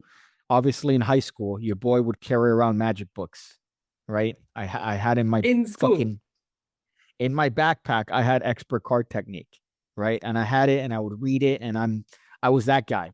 And I remember this gross bitch took it once, and then she opened it to the double lift, right? She's gross. She's fucking nasty. She's like, oh, is this how you do the tricks? That you lift 2 cards, right? And I go, no, that's an old book. They don't use those techniques anymore. And then she goes, okay, show me something. And I did something with the double lift, and she had no idea what the fuck it was, because it's that sort of logic. Oh, they don't know that it could be used in other ways. They don't know the context. So I'm sure for her, she only knew that in the context of that fucking trick. And a double flip. You know what that is? That's like when people say, oh, is that the prestige of the trick? What? He just Houdini'd me. You don't know. You only know based on fucking bullshit. Oh, the prestige of the trick. Ew. God, this. You read the article on Oz Perlman that they said, oh, he used a fake Google page. And what's the other term they used? Some other thing that no magician has ever used. Oz Perlman, fake Google page. Let me see if the what the fuck? They use the term. Well, anyway, we have like 3 hours on this podcast. Yes, and I have to go for. I've had 4 people from my office coming in the last 20 minutes. They've all been coming. No, knocking on the They've door. all been coming in the last 20 minutes. Just fucking yes. bukkake party. All I'm over normally here. there to help them, and I'm in here doing this, and now I have to go and lend a hand. Okay, I have to go and do the Gaff Deck trailer. I better go sleep. Fuck you. Excited. First, I'm gonna have to some 6 in the digestive morning. 6 in the morning, man. Go get some sleep. We will be back next week. I need to go and make my office come. So we'll be back next week on the... Luckily, I haven't got a HR department. We'll be back next week on the Magic Podcast. By the way, fucking amazing intro, Lloyd. We've not referenced it at all, this whole thing. Fucking incredible intro for this podcast. Just Thank you. Is it? We can use it for the outro. Is it really? Don't fuck kids. Have a shit week. Yeah. See you next time. What he said. Until next time. Go and fuck off, all of you. We apologize for disrupting your normal daily schedule. You may now relax, tuck your deck back in, and resume your regular day-to-day life. Remember to subscribe to be notified the moment each new episode goes live every Wednesday. And join our Facebook group to continue the conversation. The link is in the description to this podcast. Thank you for listening to The Magic Podcast.